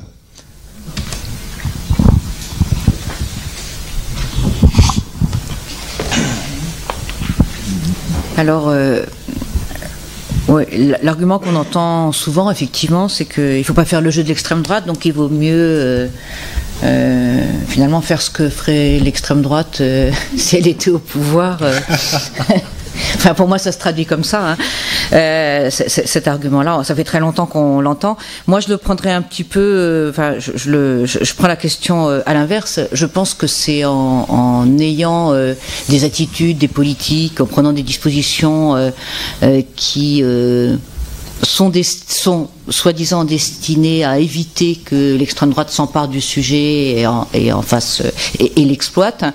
C'est avec ce type d'attitude-là que les gouvernements, prenons la France, mais c'est vrai dans d'autres pays européens, les gouvernements de gauche comme de droite depuis plus d'une vingtaine d'années ont fait monter l'extrême droite, quoi. C'est-à-dire qu'on s'est habitué à des politiques, à traiter les étrangers par la répression, on s'est habitué à des situations d'exception, à des lois d'exception, et comme les étrangers sont souvent présentés comme une des cause des problèmes que rencontrent les Français, ce qui n'est pas vrai. Que les problèmes ne sont pas réglés par la répression des étrangers. Les problèmes restent toujours. Finalement, on est plutôt au contraire, je ne sais pas si je me fais bien comprendre, dans une course permanente derrière l'extrême droite, derrière les arguments supposés de l'extrême droite, pour justifier des politiques qui sont adaptées ni aux étrangers, ni à régler les problèmes des Français.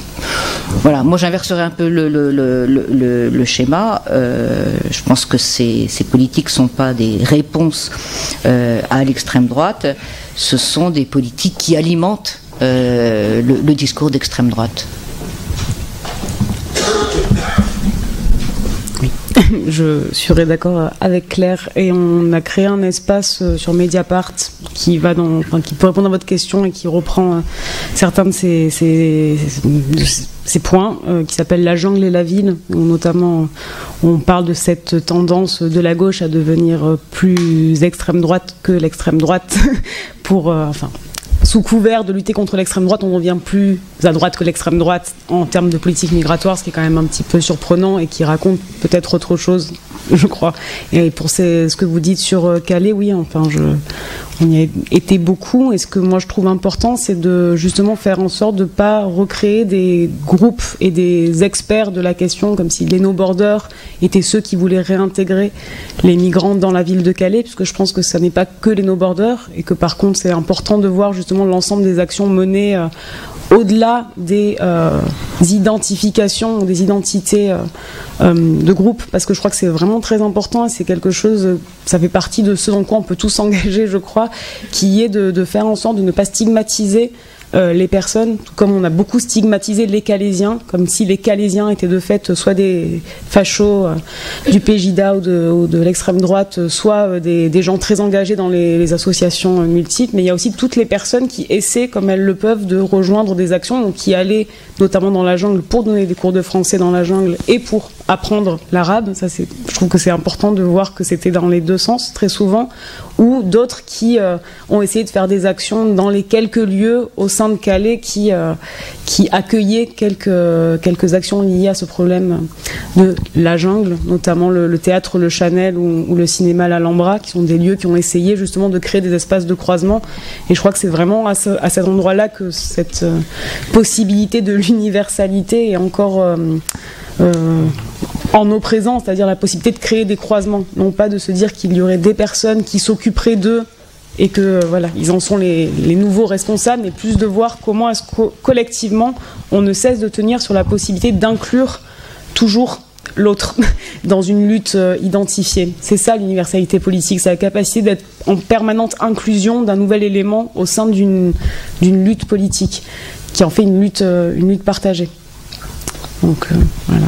Et je crois que sur ces questions de comment est-ce qu'on déconstruit ce qu'on nomme la jungle en repensant ce qu'on fait de nos villes, ce que l'on considère comme nos villes et qui ressemble bien plus à des jungles que la dite jungle de Calais, où il y avait une école, des restaurants, une cohabitation entre 15 nationalités quand même qui habitent ensemble, qui partagent un espace ensemble, qui partagent des temps ensemble, contre une ville au sein de laquelle l'extrême droite monte et qui ne cesse de monter, y compris par ceux qui prétendent s'y opposer. Je crois qu'il y a des choses à apprendre dans les croisements des frontières. Excusez-moi, Ah oui, ça, je suis bien. Après, je pense que c'est... Enfin, je ne sais pas si c'est un reproche que vous faites au fait d'employer le terme. C'est quand même un reproche, non ? Bah c'est un gros problème. Il s'agit d'hommes et de femmes et d'enfants. Oui, mais le mot jungle ne désigne pas la jungle de Mowgli. Le mot jungle est tiré d'un mot pachtoun, que les Pashtuns, qui veut dire forêt, et que les Pashtuns... Sa signification en français ? Oui, bien sûr. D'autres utilisent le mot jungle pour se distancier par rapport à jungle, mais voilà, c'est bien de savoir l'origine. C'est que c'est les Afghans qui l'ont désigné comme avec ce mot-là. Voilà, on peut parler du bidonville, si on veut. On peut parler de campement. On parle beaucoup de campement. Il me semble qu'il y a une identification, un entendement répandu qui justifie qu'on puisse se permettre d'utiliser ce mot-là. En tout cas, moi, je m'interdis pas de le faire, mais c'est toujours utile à l'occasion de rappeler l'origine de son utilisation, historique dans cette région en particulier.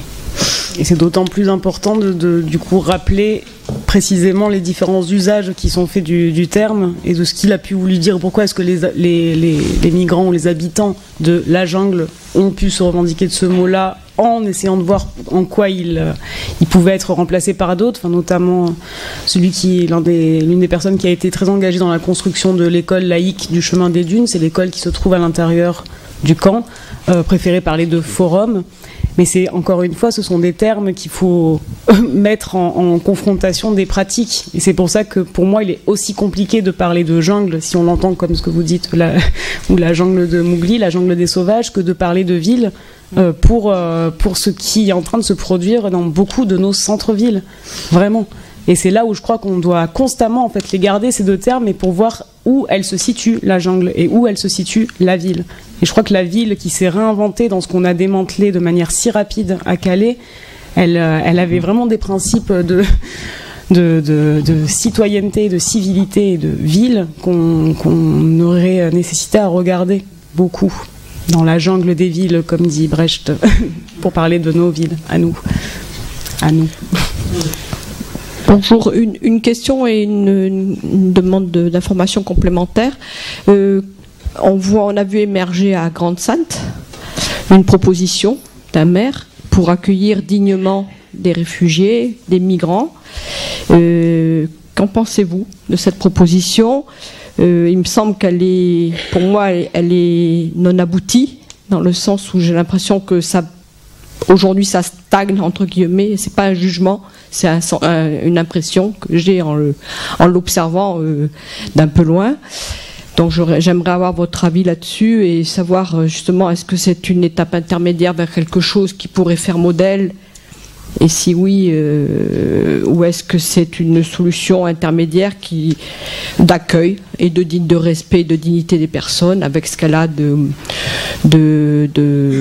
limité dans sa portée.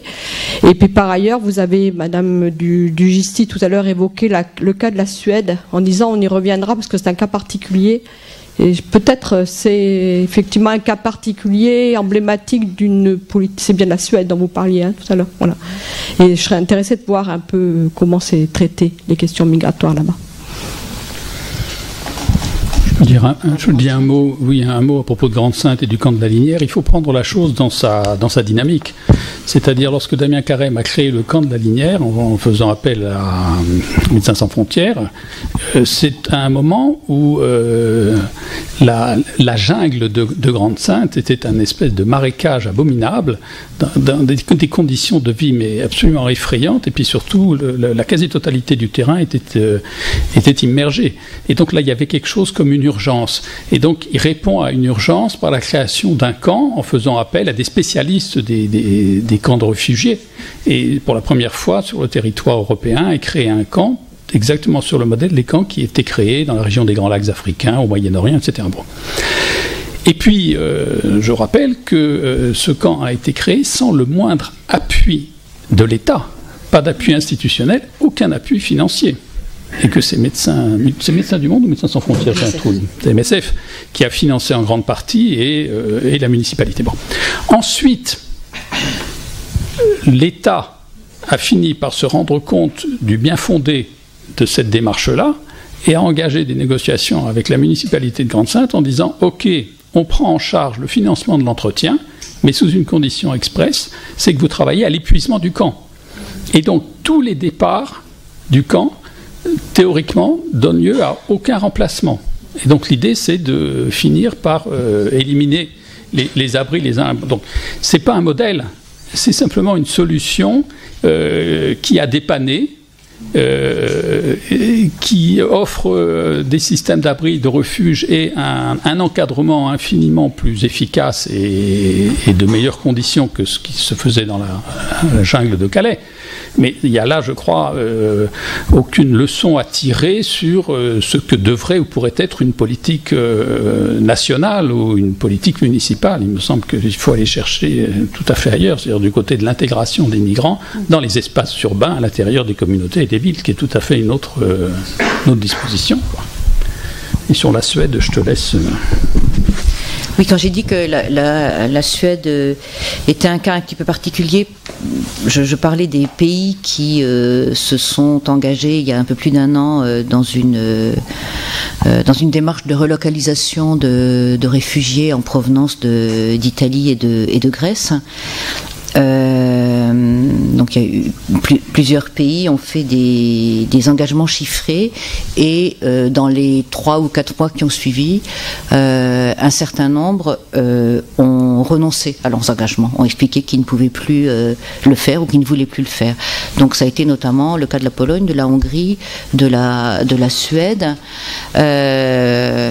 pour des raisons différentes. Les 2 premiers, en tout cas de la 3e. Dans le cas de la Pologne et de la Hongrie, il s'agit clairement d'une décision du gouvernement d'expliquer que l'Union européenne ne saurait en aucun cas contraindre un État souverain à accueillir sur son sol des personnes dont sa population ne veut pas, qui créeraient des problèmes, qui au demeurant sont peut-être des terroristes, puisque les renoncements sont arrivés après le 13 novembre, les attentats de Paris. En tout cas de la part de la Pologne, qui a invoqué la question du terrorisme pour revenir donc sur ces propositions d'accueil.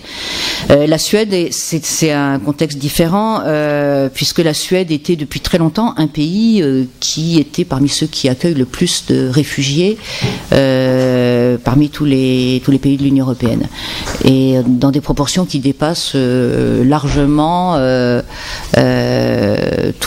peu près tous les autres pays de l'Union européenne aussi, puisque c'est un petit pays avec pas beaucoup d'habitants et une grosse proportion de réfugiés qui étaient accueillis sur quota négociés avec le Haut-Commissariat des Nations Unies pour les réfugiés depuis plus d'une vingtaine d'années. Donc c'est pas du tout lié à la crise migratoire. Et donc finalement pour la Suède, c'était dans la logique de s'engager dans une démarche de relocalisation. Ça ressemblait à ce qui avait toujours été fait. Il se trouve que du fait de l'ouverture temporaire des frontières à laquelle on a assisté au milieu de l'année dernière, de la position de l'Allemagne d'accueillir tous les réfugiés qui venaient justement qui parvenaient à franchir ces frontières, d'ouvrir ces frontières aux réfugiés, de l'Allemagne et de l'Autriche. La Suède a vu arriver des vagues relatives, mais des vagues quand même, de migrants en quantité bien supérieure à avant, puisque si la Suède a accepté des réfugiés dans le cadre de la relocalisation ou de la réinstallation des réfugiés, elle n'avait pas à faire face à des arrivées spontanées à ses frontières, pour la bonne raison que aucun migrant, sauf en parachute, n'arrive directement en Suède. Voilà. Et donc voilà, là, quand je disais, je reviendrai sur la Suède et j'y suis parvenue, mais c'est un cas qui a distingué d'un revirement idéologique, enfin d'ordre idéologique, comme on a pu le voir pour d'autres pays de l'Union européenne. Dans le cas de la Suède, c'était une façon de dire au reste de l'Union européenne: j'ai déjà accueilli beaucoup de réfugiés, si vous ne faites pas un effort aussi, moi je ne pourrai pas plus. Et de fait, ils ont arrêté, avec quand même une petite mise en scène, puisque la ministre chargée de l'immigration qui a fait cette annonce, on ne peut plus accueillir de réfugiés, l'a fait en pleurant à la télévision et en disant: je suis désolée, mais mon pays ne peut plus, etc. Donc voilà, il y a une petite... Mais voilà pourquoi j'ai distingué ce cas notamment des pays de la frontière orientale de l'Europe. Mais ceci dit, c'est pas non plus pour. Je cherche pas avec cette. Là, je réponds à votre question, mais à mettre particulièrement l'accent sur les pays de la frontière orientale qui seraient xénophobes, alors que d'autres pays sont de tradition d'accueil. Il y a beaucoup de facteurs qui sont à prendre en considération, indépendamment du fait que Viktor Orban, Premier ministre hongrois, est ouvertement xénophobe et fasciste, mais ça ne suffit pas comme explication de l'attitude de ces pays, et l'histoire de l'Europe et la façon dont elle s'est constituée. Il me semble qu'on pourrait ajouter dans l'attitude vis-à-vis des phénomènes migratoires cette grande diversité à la fois des histoires individuelles de chaque pays qui n'ont pas fondu dans la création de l'Union européenne. Et dans la mesure où il y a pas du tout de solidarité entre États, et que ça c'est une des caractéristiques de la politique européenne d'asile et d'immigration depuis sa mise en place officielle, c'est-à-dire depuis la fin des années 90, disons un peu après le traité de Maastricht. La caractéristique, c'est l'absence totale de solidarité des États membres entre eux par rapport à cette question migratoire. Donc pas de solidarité entre eux, pas de solidarité avec leurs voisins non plus, pas de solidarité avec les réfugiés tout court. Mais l'interaction au sein de l'Union européenne explique quand même beaucoup du comportement des pays de la frontière orientale, du comportement de la Grèce, qui est abandonnée pour tout,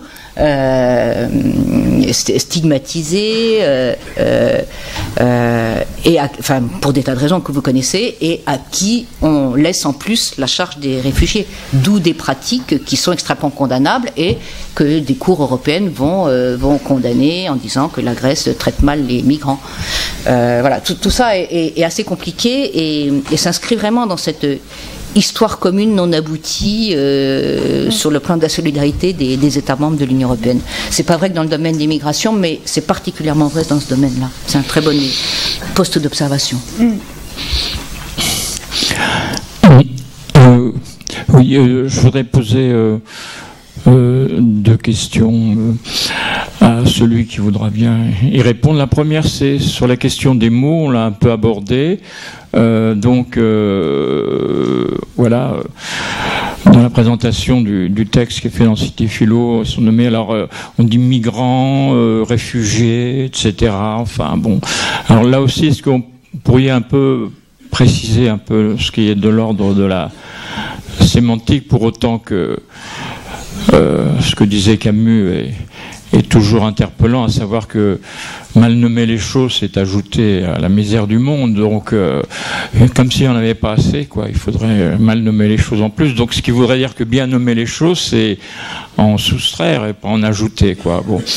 Et alors, la deuxième question qui est articulée à celle-là, qui vient de ce que vous avez à plusieurs reprises fait état du fait que dans cette entre guillemets aussi crise migratoire, etc., des personnes humaines sont considérées comme des menaces, donc des ennemis, etc. Alors ça pose une question plus générale. Bon, est-ce que derrière cela, c'est bien la figure qui se distribue, enfin, de façon plurielle, de l'étranger, quoi. C'est-à-dire, il y a des étrangers. Alors, ça pose une question d'ordre non pas simplement de constat. Alors, on fait appel à l'histoire, au droit, au politique, etc., mais question anthropologique, quoi.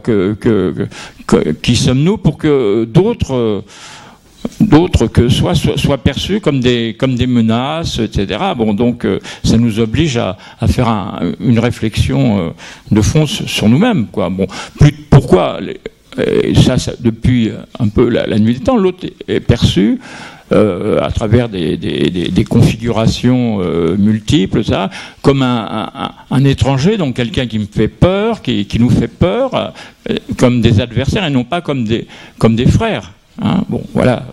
Alors pourquoi cette question-là la légitimité de cette question serait, alors pour en terminer, à dire si on la considère comme légitime, puisque bon, c'est une histoire qui remonte à 2500, 300 ans. On pourra retrouver ça dans des textes, dans la Bible, etc. Et on n'a pas forcément avancé dans les réponses. Alors ça poserait le problème. Et y aurait-il des lieux, parce que bon, il faut pas attendre que ça soit les hommes, enfin, le politique, les politiques qui répondent, puisque eux, au fond, ils font que refléter, amplifier nos propres insuffisances, je dirais, anthropologiques. Alors, est-ce qu'on peut imaginer qu'il y ait des lieux de citoyenneté où ce débat, je dirais, à haute teneur, à la fois anthropologique, puisse être posé durablement? Donc pour faire ce travail aussi de transformation de nos catégories psychiques, éthiques au sens d'éthos et anthropologiques. Parce que si on peut être condamné à reproduire tout le temps, enfin, et pas avancer sur le plan de notre humanité, ou de notre humanité. Voilà. Bon, est-ce que vous avez des idées où ces débats pourraient avoir lieu? Ont-ils lieu? Et, de quelles initiatives relèvent-ils? Tu veux? Non. Je veux bien un truc, mais vas-y. D'accord, non, mais je réponds rapidement, puis je passe la parole. D'abord, sur les questions de vocabulaire, en fait, c'est bien plus compliqué que ça n'en a l'air, parce que chacun y va de sa bonne définition, quoi. Voilà. Alors, dans mon cas, je crois qu'il y a au moins une posture minimale à adopter, qui consiste à dire qu'on réserve le terme migrant à toute personne qui est dans une situation de migration, c'est-à-dire qui a quitté son chez-soi et qui est en transition vers un ailleurs qui est indéterminé. Donc les situations de migration sont courantes et nous les connaissons nous-mêmes personnellement. Nous migrons, pas simplement localement, géographiquement, physiquement, nous migrons intellectuellement, nous migrons en conscience, nous migrons d'une langue à une autre, nous migrons d'une religion à une autre. Enfin voilà, nous sommes dans des migrations. Bon, très bien. Et la question des réfugiés est plus compliquée parce qu'en fait, elle est surdéterminée par des usages idéologiques. On va utiliser le terme réfugié pour désigner des migrants politiques, c'est-à-dire ceux dont on pense que puisque les conditions politiques des pays d'où ils viennent rendent leur existence là-bas insupportable, alors ils sont en droit de faire des démarches pour obtenir un droit d'asile en France. Et on dira ceux qui ont quitté leur pays pour des raisons économiques que ce ne sont pas des réfugiés, ce sont des migrants économiques. Et à ce moment-là, on redistribue la différence entre réfugiés et migrants sur politique et économique. Ce qui est un véritable problème parce que l'économie produit des réfugiés. Et c'est pas moins sinistre d'être obligé de quitter son chez-soi pour des raisons économiques, parce qu'on ne peut pas subvenir à ses besoins que parce qu'on y est forcé par les conditions de la guerre ou de la répression politique. Et surtout aussi parce que, en quelque sorte, ça veut dire que on va automatiquement en France dire il y a deux sortes d'étrangers, il y a des bons et des mauvais. Il y a ceux qui sont politiquement recevables et puis ceux qui sont économiquement insupportables et dangereux et menaçants. Voilà, bon. Et la deuxième remarque, c'est vraiment important. Moi, je suis absolument frappé par une chose. C'est que, par exemple, les mesures que le gouvernement a prises pour démanteler la jungle de Calais, ça a consisté à traiter les populations sans jamais se soucier des personnes. Au point, par exemple, que dans le hangar où elles étaient invitées à se présenter le matin avant d'entrer dans les bus, on leur donnait deux noms. On disait Hauts-de-France ou Aquitaine, où vous voulez aller. Alors, le type disait Aquitaine, Hauts-de-France, ou j'en sais rien, mais en réalité, la destination à laquelle il allait n'a rien à voir avec ça, mais surtout on ne se souciait pas de savoir s'il savait où était l'Aquitaine et ce que ça pouvait signifier pour lui d'aller en Aquitaine. Voilà. Donc, il y a une espèce de mascarade d'humanité qui est en réalité de la gestion de grégaire, de la gestion bestiale. Et ça, c'est un vrai problème. Ça veut dire qu'en effet, notre politique migratoire ignore une chose, c'est que les migrants sont des êtres humains, ce sont des personnes, ce sont nos égaux. Et ça, c'est quand même effrayant. Donc, effectivement, ça pose la question de savoir mais où se mène ce débat anthropologique. Moi, j'ai une proposition à faire qui est, ça se mène, entre autres, à l'Assemblée nationale. Comment se fait-il qu'aucun ministère ou qu'aucune commission n'ait été créée pour, au sein de l'Assemblée législative, organiser une discussion sur qu'est-ce que ça veut dire être migrant ? Qu'est-ce que ça veut dire pour la France d'accueillir des migrants? Qu'est-ce que ça veut dire pour la France d'être une terre d'immigration, etc. En lieu de quoi, on fait un musée de l'immigration, on fait des choses comme ça. C'est-à-dire on est en train toujours de reporter sur des catégorisations statistiques des problèmes qui sont des problèmes anthropologiques. Pourquoi n'y a-t-il pas, à l'Assemblée législative, de discussion, tout simplement qui pose la question, c'est quoi un être humain pour nous? Cette question, on est bien obligé de la poser quand il s'agit de savoir si on est autorisé ou pas à faire des prélèvements d'organes sur des malades en coma végétatif profond. Je ne vois pas pourquoi on n'est pas autorisé à la poser quand il s'agit de savoir si on va parquer des individus dans un CAO dans le Briançonnais ou si on va les coller en Bretagne, alors qu'on les traite comme des animaux. Et voilà, moi je pense qu'il y a... Et c'est l'indice, d'une part, du fait que le ministère de l'Intérieur, qui a la responsabilité de la question des migrants, ne traite que des questions statistiques et rien d'autre, et deuxièmement surtout que cela ne devrait pas, la question des migrations en France, mais en Europe et dans le monde, ne devrait plus, à partir d'aujourd'hui, le relever de la seule compétence du ministère de l'Intérieur. Il devrait y avoir une commission interministérielle qui comprendrait la santé, le logement, l'éducation, la culture, etc., de façon à soustraire cette réflexion et cette prise en charge d'une politique migratoire à la seule compétence de la police. Parce que faire dépendre ça du seul ministère de l'Intérieur, ça veut dire c'est un problème de police. Et moi, je crois que ce n'est pas un problème de police. Pourquoi ce serait pas la compétence et des citoyens, bien évidemment, par ailleurs. Bonjour. On a une information, une question. D'abord, l'information, c'est que tout près d'ici, à quelques mètres d'ici, il y a le parc des Olieux qui est occupé par des jeunes mineurs isolés qui viennent principalement d'Afrique subsaharienne et qui sont là depuis plus d'1 an, qui est en train d'être démantelé de manière absurde par la préfecture. Ça gère absolument pas le problème, juste ça disperse les gens, c'est une mise à l'écart plus qu'une mise à l'abri parce que on va les transporter à Cassel, à Dunkerque, donc loin de là où il y a le collectif qui s'est formé autour d'eux et qui leur vient en aide de plein de manières différentes. Donc voilà, c'est juste une information. Vous pouvez toujours passer encore maintenant au parc parce qu'on a besoin de soutien. Et là, il y a eu la demande de la MEL, donc qui est propriétaire des lieux, de l'expulsion prochaine. Donc ça a eu lieu tout à l'heure au tribunal administratif. La réponse c'est lundi prochain. Donc on a besoin de monde aussi quotidiennement là-bas et notamment lorsqu'il y aura le démantèlement complet de ce lieu. Autour des jeunes qui habitent là-bas, il y a un collectif qui s'est formé, donc c'est principalement des riverains et des associatifs, etc. On fonctionne par assemblée générale tous les dimanches, donc tous décident de manière collective, etc. Tous les dimanches à partir de 16h. Il faut passer au parc pour savoir où ça se passe. On a eu pas mal de soucis avec la presse et notamment La Voix du Nord qui relaie de manière immonde, mais comme elle l'a fait sur Calais, etc., ce qui se passe. Du coup, on a décidé avec les jeunes et avec les gens du collectif de se passer de leur service et surtout de faire un journal avec les jeunes qui relaient donc directement leur voix.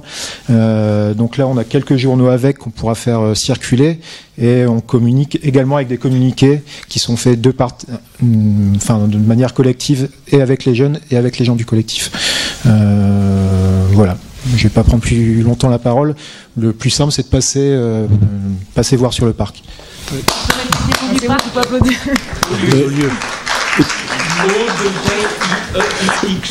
Par rapport à ce que vous avez dit, comme nous, ça fait le parc il existe depuis quasiment juin 2015, et par rapport à ce que vous faites référence à tout ce qui est non-droit, illégalisme, nous il y a un truc qu'on voit de manière concrète, c'est de la façon dont la préfecture, le département harcèlent ces personnes, et au-delà du déni de droit qu'on leur enseigne, c'est que on leur refuse leurs droits, c'est-à-dire que on leur refuse un hébergement, parce que majoritairement c'est des mineurs isolés, on leur refuse un hébergement, on leur refuse l'accès aux soins. Et régulièrement chaque soir sur le parc, il y a des contrôles de la police, paf, vers 7h du matin pour faire le lieu. Et toute cette violence-là, elle est pas légitime, elle est en plus illégale parce que on leur refuse la protection. Ce qui me semble au-delà de ce que l'État ou le département fait de manière illégale, c'est aussi une des raisons, pour moi, ce qui me semble problématique, c'est que, et même quand ils agissent contre les soutiens, une des raisons principales, c'est leur protection. Nous, on fait ça pour les protéger. Et c'est pareil pour ça. Et y compris, c'est aussi, dans les discours habituels, c'est aussi protéger les valeurs républicaines. Et du coup, c'est surtout ça, dans le sens où on réprime les gens, et sous le prétexte soit de protéger les mêmes personnes ou ceux qui les soutiennent, et aussi protéger les valeurs de la République. Et c'est ça, moi, qui me semble un peu compliqué quand on veut faire avancer les compréhensions et les situations des gens. Voilà. Merci, en tout cas c'est très important ce que vous faites, voilà, je vous remercie d'en témoigner, mais ce que vous dites, je crois que c'est, enfin Claire, tu pourras peut-être le dire mieux que moi, mais je crois, enfin c'est un petit peu ce que j'essayais de proposer de formuler, qui est que ce qui est en train de se produire là, c'est pas simplement la protection des autres, c'est comme vous venez de le dire très bien, c'est la protection de nous tous, enfin, c'est-à-dire que c'est quand même, là aujourd'hui, de voir que l'État français, qui a des obligations par rapport aux mineurs, est en train de faire ce qu'il fait, et la façon dont les jeunes les mineurs isolés ont été évacués de la jungle de Calais, c'est absolument intolérable pour nous tous. C'est-à-dire qu'on est dans un État qui est en train d'enfreindre les conventions internationales. Donc on ne peut pas, en notre nom à tous, au nom de la démocratie, au nom des peuples mondiaux, laisser advenir ça. Il est nécessaire d'avoir une veille et de faire remonter les actions, les infractions de cet État de droit envers ça. C'est absolument incroyable ce qui est en train de se faire, particulièrement par rapport aux mineurs. Enfin, donc je crois que c'est important de sortir de cette idée qu'on aide ou on protège l'autre. C'est comme vous venez de dire, c'est vraiment important, c'est pour nous tous. C'est-à-dire que c'est le début de quantité de choses, en fait, de ne pas aujourd'hui témoigner de ces infractions-là. C'est autoriser un État à ne pas répondre à ses obligations. Et particulièrement vis-à-vis de l'enfance, vis-à-vis des personnes en danger, vis-à-vis de... Donc oui, je crois que c'est un devoir collectif. J'ai une petite question. Là. Je suis concerné avec d'autres personnes par nos rencontres, les Stanford. Je n'irai pas plus loin parce que tous les propos, je les partage. Que faut-il penser des CAO? Qu'est-ce que l'on peut dire? Qu'est-ce que l'on peut vivre? Avez-vous une petite réflexion à nous proposer? Donc les CAO, les centres d'accueil et dits d'orientation, pour être simple. Ouais. Centres d'accueil d'orientation qui sont des établissements dans lesquels le gouvernement a décidé d'envoyer les personnes qui ont été évacuées ou enfin qui ont été incitées à partir de Calais. Pas seulement depuis l'évacuation, le dernier démantèlement, mais depuis janvier 2016. On peut, enfin, ce qu'on en pense, je sais pas, les autres diront peut-être. Il y a deux choses. Il y a un élément descriptif, c'est que c'est encore une fois une illustration du non-respect de ses propres lois par l'État. C'est-à-dire qu'on place dans ces centres des personnes qui soit ont demandé l'asile et en application de la loi française sur l'asile qui existe mais qui n'est pas appliquée depuis depuis toujours d'ailleurs, devraient accéder à des centres d'accueil pour demandeurs d'asile qui sont des dispositifs spécifiques avec un cahier des charges spécifique qui concerne l'accompagnement des personnes qui ont déposé une demande d'asile en application de la Convention de Genève sur les réfugiés. L'État n'a jamais eu, depuis la création, l'invention des CADA, de ces centres d'accueil pour demandeurs d'asile, n'a jamais eu les moyens, comment on peut dire ça autrement, le dispositif des CADA a toujours été sous-dimensionné par rapport au nombre de demandeurs d'asile présents sur le territoire français, quel que soit le nombre de demandeurs d'asile, y compris quand le nombre de demandeurs d'asile, à certaines années, parce que ça fait longtemps que ça existe, a baissé. Donc on invoque toujours le manque d'infrastructures suffisantes pour justifier des situations qui sont illégales. Par exemple, le fait que des demandeurs d'asile qui ont déposé une demande d'asile devant les instances françaises dorment dans la rue. Ici, on a essayé de faire des recours, enfin on a fait très souvent des recours en disant la loi française ne devrait pas permettre ça puisqu'il y a des centres d'accueil exprès pour eux et on répond il n'y a pas de place. Et on a été jusqu'au Conseil d'État et puis devant la Cour européenne des droits de l'homme et en général la justice dit, en gros je vous la fais courte, l'État fait ce qu'il peut. Donc, s'il n'y a pas assez de place pour les demandeurs d'asile, on ne peut pas lui reprocher que des demandeurs d'asile soient à la rue. On peut juste lui demander qu'il rajoute des robinets ou qu'il leur mette une couverture sur le dos, mais en tout cas, on ne peut pas le forcer à avoir des CADA puisqu'il n'y en a pas. Donc, quand l'État, dans le cas de Calais, a géré la situation insurmontable de devoir mettre à l'abri, comme ils disent, 7 000, 8 000, 9 000 personnes. Ils créent des structures qui s'appellent CAO, qui n'existent pas dans la loi, qui sont donc des structures ad hoc, liées à la crise migratoire, même si ça n'a rien à voir. Hein. Enfin, la crise migratoire n'a pas eu beaucoup d'impact sur la situation à Calais. Et donc on crée des dispositifs paralégaux exceptionnels qui ont en plus pour caractéristique d'être extrêmement disparates. C'est très hétérogène, donc on peut dire que dans tel CAO, les gens sont très bien traités, il y a des travailleurs sociaux qui sont sympas, il y a un accompagnement parce qu'il y a beaucoup de bénévoles à côté, des associations compétentes, des avocats, etc. Et puis d'autres CAO qui sont loin de tout, où les gens sont complètement isolés, où l'association gestionnaire est une entreprise privée qui ne gère que pour le prix de journée, qui ne s'occupe d'aucun accompagnement social. Il n'y a pas de cahier des charges ou un cahier des charges minimal. Donc on ne peut pas avoir un paysage général de CAO.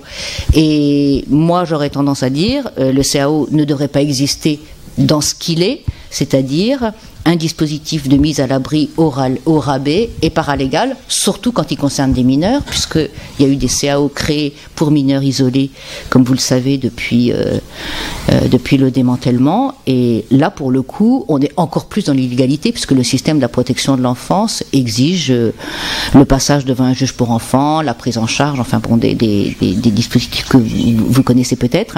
Et en tout cas, on ne peut absolument pas, sur décision administrative, mettre un mineur dans un lieu sous contrôle de personnes qui ne sont pas qualifiées pour, sans par exemple les scolariser.